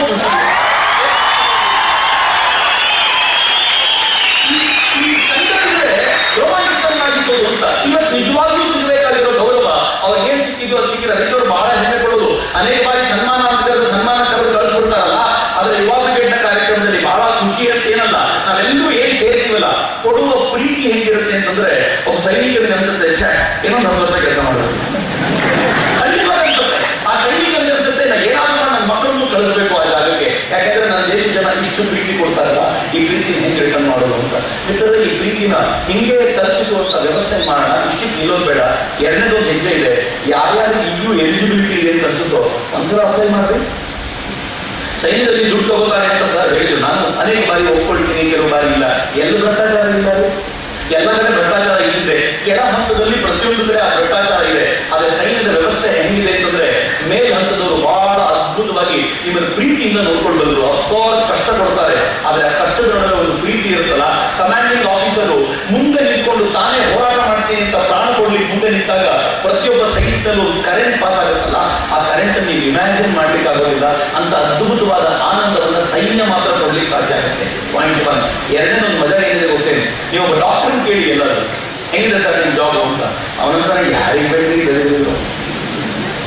ಬೆಳಗ್ಗೆಯಿಂದ ಸಾಯಂಕಾಲವರೆಗೂ ಇದೇ ಕೆಲಸ, ರಾತ್ರಿ 12 ಗಂಟೆಗೆ ಅವನಿಗೂ ಹೆಲ್ತ್ ಸರಿ ಇಲ್ಲ ಅಂದ್ರೆ ಒಂದು ಭಾಗ ಬರೀತಾರೆ, ಏನ್ ಮಾಡಿ ಸಾಯ್ಬೇಕು ಅಂತ ಡಾಕ್ಟರ್ಗಳು ಬೇಜಾರು ಮಾಡ್ಕೊತಾರೆ. ನೀವು ಟೀಚರ್ಗಳನ್ನು ಕೇಳಿ ನೋಡಿ, ಮನೇಲಿ ನನ್ನ ಮಗನೇ ನೋಡ್ಕೊಳ್ಳಲ್ಲ ಸರ್, ಇಲ್ಲ 60 ಜನ ನೋಡ್ಕೋಬೇಕು, ಯಾವ ಜನರು ಕರ್ಮವು ಅಂತ. ಆದ್ರೆ ಯಾವತ್ತಾದ್ರೂ ಒಬ್ಬ ಸೈನಿಕರನ್ನು ಕೇಳಿ ನೋಡಿ, ಸರ್ ಹೆಂಗಿತ್ತು ನಿಮ್ ಜಾಬ್ ಅಂತ, ಅವನ ಹೇಳ್ತಾರೆ ಮುಂದಿನ ಜನ್ಮ ಇದ್ರು ಸೈನಿಕನಾಗಬೇಕು ಬೇಡ, ಅದೇ ಜಾಬ್ ಸ್ಯಾಟಿಸ್ಫ್ಯಾಕ್ಷನ್ ಇದೆಯಲ್ಲ ಜಗತ್ತಲ್ಲಿ ಯಾರಿಗೂ ಇಲ್ಲ, ಸೈನಿಕರಿಗೆ ಮಾತ್ರ ಆಗಿರುವಂಥದ್ದು. ಇಂಥ ಆನಂದ ಇಲ್ಲಿ ಯಾರಿಗೂ ಸಿಗಲ್ಲ. ನಾವು ತುಂಬಾ ಜನ ಸೈನಿಕರಿಗೆ ಮಾತಾಡ್ತಿದ್ದೀನಿ, ಅಫ್ಕೋರ್ಸ್ ಕಷ್ಟಪಡ್ತಾರೆ, ಅಲ್ಲಿ ಊಟಕ್ಕೆ ಕಷ್ಟಪಡ್ತಾರೆ, ಅಲ್ಲಿ ವ್ಯಾಯಾಮಗಳು ಹತ್ತಿರ್ತವೆ, ಅಲ್ಲಿ ನೋಡ್ಬೇಕಾದ್ರೆ ಕೆಲವೊಂದ್ಸಲ ಎಷ್ಟು ಜೀವ ಹೈರಾಣ ಆಗಿರುತ್ತೆ ಅಂತಂದ್ರೆ. ಆದ್ರೆ ಅಲ್ಲಿಂದ ಹೊರಗೆ ಬಂದಾಗ ಅವ್ನಿಗೆ ಅನ್ಸುತ್ತೆ ಈ ಜಗತ್ತಿನಲ್ಲಿ ಮಜಾ ಇಲ್ಲ, ಆ ಜಗತ್ತಿನಲ್ಲೇ ಮಜಾ ಇದೆ ಅಂತ 100% ಅವನಿಗೆ ಅನ್ಸುತ್ತೆ. ಅದಕ್ಕೆ ಇಲ್ಲಿ ಬಂದಾಗ ಅನ್ಕೋತಾನ, ನೀವೇನ್ ಬದುಕ್ತೀರಾ ಬಿಡೋ, ನೀವೆಲ್ಲ ಹೆಣ್ಣುಗಳ ತರ ಬದುಕ್ತಿದ್ದೀರಾ, ನಿಜವಾದ ಗಂಡು ಬದುಕೋದಲ್ಲೇ ಅಂತ ಅವ್ರು ಹೇಳ್ಕೊಳ್ತಾರಲ್ಲ. ಯಾಕೆಂದ್ರೆ ಆ ಬದುಕಿನ ಶೈಲಿ ಆಗಿರುತ್ತೆ ಅಂತ. ಯಾರ್ಯಾರಿಗೆ ಎಲಿಜಿಬಿಲಿಟಿ ಇದೆಯೋ ಅವಕಾಶವನ್ನು ಬಿಡಬೇಡಿ, ಈ ಅವಕಾಶವನ್ನು ಸದುಪಯೋಗ ಪಡಿಸ್ಕೊಳ್ಳಿ. ಈಗಂತೂ ಭಾರತದ ಸೈನ್ಯಕ್ಕೆ ಸೇರೋದು ಅಂತಂದ್ರೆ ಒಂದು ಹೆಮ್ಮೆ ಇದೆ, ಚಾಂದ್ ಲಗ್ಗ. ಭಾರತದ ಸೈನ್ಯಕ್ಕೆ ಸೇರಿ ಈ ಒಂದು ಉತ್ಕಟವಾದ ದೇಶ ಪ್ರೇಮದ ಭಾವನೆಯನ್ನು ಹೊರಹಾಕೋದಿದೆಯಲ್ಲ, ಈಗ ಒಂದು ಸಮರ್ಥವಾದ ಅವಕಾಶ ಇದೆ. ಈ ಅವಕಾಶವನ್ನ ಯಾವತ್ತಿಗೂ ಕಳ್ಕೊಳ್ಬೇಡಿ. ಅಂತ ಚಾನ್ಸ್ ನಿಮ್ಗೆ ಸಿಕ್ಕಿದ್ರೆ ದಯವಿಟ್ಟು ಸೈನ್ಯಕ್ಕೆ ಸೇರುವಂತ ಅವಕಾಶ ಮಾಡ್ಕೊಳ್ಳಿ. ನನ್ಗೆ ಬಹಳ ಸಂತೋಷ ಅಂದ್ರೆ ಯುವ ಬ್ರಿಗೇಡ್ ನ ಮಿತ್ರರು ಎಲ್ಲಿವರೆಗೂ ಮಾಡಿದ್ರು ಅಂತಂದ್ರೆ ಹಳ್ಳಿಯ ಮಕ್ಕಳಿಗೆ ಆನ್ಲೈನ್ ಅಪ್ಲಿಕೇಶನ್ ತುಂಬಲಿಕ್ಕೆ ಆಗಲ್ಲ ಅಂತ ಗೊತ್ತಾಗಿ ಅನೌನ್ಸ್ಮೆಂಟ್ ಕೊಟ್ಟು ತಾವೇ 3-4 ಕಂಪ್ಯೂಟರ್ ವೈಫೈ ಸಿಸ್ಟಮ್ ಅನ್ನ ಜೋಡಿಸ್ಕೊಂಡು ಯಾರು ಹಳ್ಳಿಗೆ ಬಂದು ತಾವು ಆನ್ಲೈನ್ ಅಪ್ಲಿಕೇಶನ್ ಹಾಕಬೇಕು ಅಂತಾರೋ ಅವ್ರಿಗೆಲ್ಲ ಹೆಲ್ಪ್ ಮಾಡ್ಲಿಕ್ಕೋಸ್ಕರ ಆ ಹುಡುಗರು ತಮ್ಮ ಕಂಪ್ಯೂಟರ್ ಇಟ್ಕೊಂಡು 5 ಅವರ್ಸ್ ಕೆಲಸ ಮಾಡ್ತಾರೆ. ಇದು ಎಲ್ಲೆಲ್ಲಿ ಅವಕಾಶಗಳಿಗೆ ಕಲ್ಕೊಳ್ಳಿಕ್ಕೆ ಸಾಧ್ಯ ಆಗಿತ್ತು ಅಲ್ಲೆಲ್ಲ ನನ್ನ ನೆಚ್ಚಿನ ಮಿತ್ರರುಗಳ ಕೆಲಸ ಮಾಡಿದಾರಲ್ಲ, ಒಂದು ಹ್ಯಾಟ್ಸ್ ಆಫ್ ಅಂತ. ಸೈನಿಕರು ಅಲ್ಲಿ ಕೆಲಸ ಮಾಡ್ತಿರ್ಲಿ, ನಾವು ಇಲ್ಲಿ ಬ್ರಿಗೇಡ್ ಆಗಿ ಕೆಲಸ ಮಾಡಬೇಕು ಅಂತ ಒಂದು ಸಂಕಲ್ಪ ಏನ್ ಮಾಡಿದ್ದೀವಿ, ಆ ಸಂಕಲ್ಪಕ್ಕೆ ಕಟಿಬದ್ಧರಾಗಿದ್ದೀವಿ. ನನ್ನ ನೆಚ್ಚಿನ ಮಿತ್ರರೇ, ಭಾರತ ವಿಶ್ವಗುರುವಾಗಿ ಮತ್ತೆ ಅತ್ಯದ್ಭುತವಾದ ಸಾಧನೆಯನ್ನ ಬೆಳೆಯುವಂತ ಕಾಲ ಬಹಳ ದೂರ ಇಲ್ಲ. ನಾವು ನೀವು ಅಂತ ಅದ್ಭುತವಾದ ಕ್ಷಣಗಳನ್ನು ನೋಡ್ಲಿಕ್ಕಿದ್ದೀವಿ. ನನ್ನ ರಾಷ್ಟ್ರ ಜಗದ್ವ್ಯಾಪಿಯಾಗಿ ಬೆಳಕಲಿಕ್ಕಿದೆ ಅನ್ನೋದ್ರಲ್ಲಿ ನನಗಂತೂ ಅನುಮಾನ ಇಲ್ಲ, ನಿಮಗೂ ಬೇಕಾಗಿಲ್ಲ. ನಿಮ್ಮ ಪ್ರೀತಿ ಮತ್ತು ಹಾರೈಕೆಯನ್ನ ನಾಳೆ ನಾಡಿದ್ದು ನಾನು ನಾಡಿದ್ದು ಹೊರಟಿದ್ದೀನಿ. ಅನೇಕ ತರುವ ಮಿತ್ರರು ಇವತ್ತೇ ಹೊರಟಿದ್ದಾರೆ. LOC ಸಾಹಸ ಯಾತ್ರಾ ಅಂತ ಲೈನ್ ಆಫ್ ಕಂಟ್ರೋಲ್ ನ ಉದ್ದಕ್ಕೂ ಈ ನಾಡಿನ 100 ಜನ ತರುವರು 5ನೇ ತಾರೀಕಿನಿಂದ 12ನೇ ತಾರೀಕಿನವರೆಗೂ ಲೈನ್ ಆಫ್ ಕಂಟ್ರೋಲ್ ಅಲ್ಲಿ ಇರ್ತಾರೆ. ಆ ಲೈನ್ ಆಫ್ ಕಂಟ್ರೋಲ್ ಅಲ್ಲಿ ಸೈನಿಕರ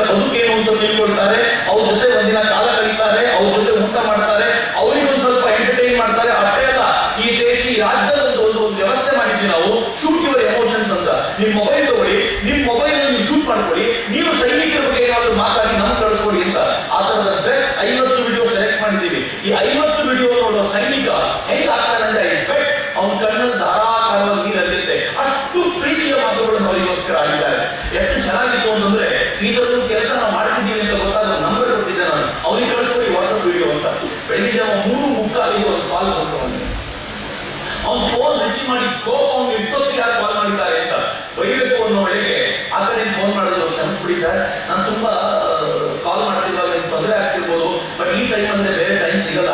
ನಾನು ಕಾಶ್ಮೀರದಲ್ಲಿ ಸೈನಿಂಗ್ ನಾನು ಕೆಲಸ ಮಾಡ್ತಿದ್ದೀನಿ ಸರ್. ಶೂಟ್ ಯುವರ್ ಎಮೋಷನ್ಸ್ ನೋಡಿದೆ ಸರ್, ಯಾವ್ದಾದ್ರು ಆ ಥರದ ಎಮೋಷನ್ಸ್ ಶೂಟ್ ಆಗಿದ್ರೆ ದಯವಿಟ್ಟು 1 DVD ನನಗೆ ಕಳಿಸ್ಕೊಡಿ ಸರ್. ಟೈಮ್ ಬಂದಾಗ ನಾನು ನೋಡ್ಕೊಂಡು ಖುಷಿ ಪಡ್ತೀನಿ ಅಂತ ಅವ್ರು ಹೇಳಿದಾಗ ಇವ್ರ ಕಣ್ಣಲ್ಲಿ ಬೆಳಗ್ಗೆ 3:30 ನೀರು ಬಂದ್ಬಿಟ್ಟೆ. ಅವ್ರಿಗೆ ಫೋನ್ ಮಾಡಿ, ಸರ್ ಇನ್ನೂ ತುಂಬಾ ಬಂದಿಲ್ಲ, ಬಂದ ತಕ್ಷಣ ನೀವು ಕಳಿಸ್ಕೊಡೋ ವ್ಯವಸ್ಥೆ ಮಾಡ್ತೀನಿ, ಅಡ್ರೆಸ್ ಮೆಸೇಜ್ ಮಾಡಿ ಅಂತ ಹೇಳಿದಾನಲ್ಲ, ಎಷ್ಟು ಚೆನ್ನಾಗಿರ್ಬೋದು ಯೋಚನೆ ಮಾಡಿ. ಎಲ್ಲೋ ಗಡಿ ತುದಿಯಲ್ಲಿ ನಿಂತಿರುವಂತ ಒಬ್ಬ ಸೈನಿಕನಿಗೆ ನೀವು ಹೇಳುವಂತ ಒಂದು ಮಾತನ್ನು ತಲುಪಿಸೋದ್ರಿಂದ ಆಗಬಹುದಾದ ಆನಂದ ಇರ್ತದೆ ಅಂತ ಬಿಟ್ಟರೆ ಯುವಕರಿಗೆ ಈ ಕೆಲಸಕ್ಕೆಲ್ಲ ಸಜ್ಜಾಗಿದೆ.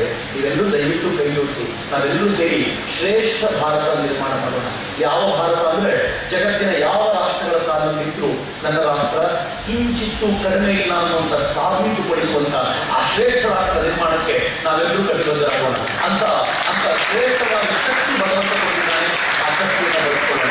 1965 ಯುದ್ಧದ ನೆನಪನ್ನ ಮಾಡ್ಕೊಳ್ತಾ, ಪಾಕಿಸ್ತಾನದ ಯುದ್ಧವನ್ನು ನೆನಪನ್ನು ಮಾಡ್ಕೊಳ್ತಾ ಹೊಸ ಭಾರತದ ಕಟ್ಟೋದಕ್ಕೆ ಸಂಕಲ್ಪವನ್ನು ಕೂಡ ಮಾಡಬೇಕಾದಂತ ಅಗತ್ಯ ಇದೆ. ಆ ಸಂಕಲ್ಪವನ್ನು ನಾವೆಲ್ಲರೂ ಮಾಡೋಣ ಅಂತ ಅತ್ಯಂತ ಕಳಕಳಿಯಿಂದ ವಿನಂತಿಸಿಕೊಳ್ತಾ ನನ್ನ ನೆಚ್ಚಿನಲ್ಲಿಟ್ಟರೆ ಮಾತು ಮುಗಿಸೋಕ್ಕಿಂತ ಮುಂಚೆ ಎಂದಿನಂತೆ ಒಮ್ಮೆ ಭಾರತ ಮಾತೆ ಜಯಕಾರ ಹೇಗಿರಬೇಕು ಜಯಕಾರ ಮತ್ತೆ ನಾನು ನೆನಪಿಸ್ಕೊಡ್ತೀನಿ. ನನಗೆ ಸೈನಿಕರು ಯಾವಾಗಲೂ ಹೇಳೋದು ಹೆಂಗಿರಬೇಕು ಭಾರತ ಮಾತೆಗೆ ಜಯಕಾರ ಅಂತಂದ್ರೆ, ನಾವು ಜೈಕಾರ ಹಾಕಿದ್ರೆ ಆ ಸೈನಿಕ ಹೇಳ್ತಿದ್ದ, ಸಿಟಿಯಲ್ಲಿ ಮ್ಯಾಗಿ ತಿನ್ನೋ ಜನರ ಜೈಕಾರ ಅಲ್ಲ, ಹಳ್ಳಿಯ ರೊಟ್ಟಿ ತಿನ್ನೋ ಜನರ ಜೈಕಾರ ಬೇಕು ಅಂತ ಒಂದು ಸಲ ಉಚ್ಚ ಕಂಠದಲ್ಲಿ ಕಂಠ ಬಿಚ್ಚಿನ ಜೊತೆ ಭಾರತ ಮಾತೆ ಜೈಕಾರ ಕೊಡಿ.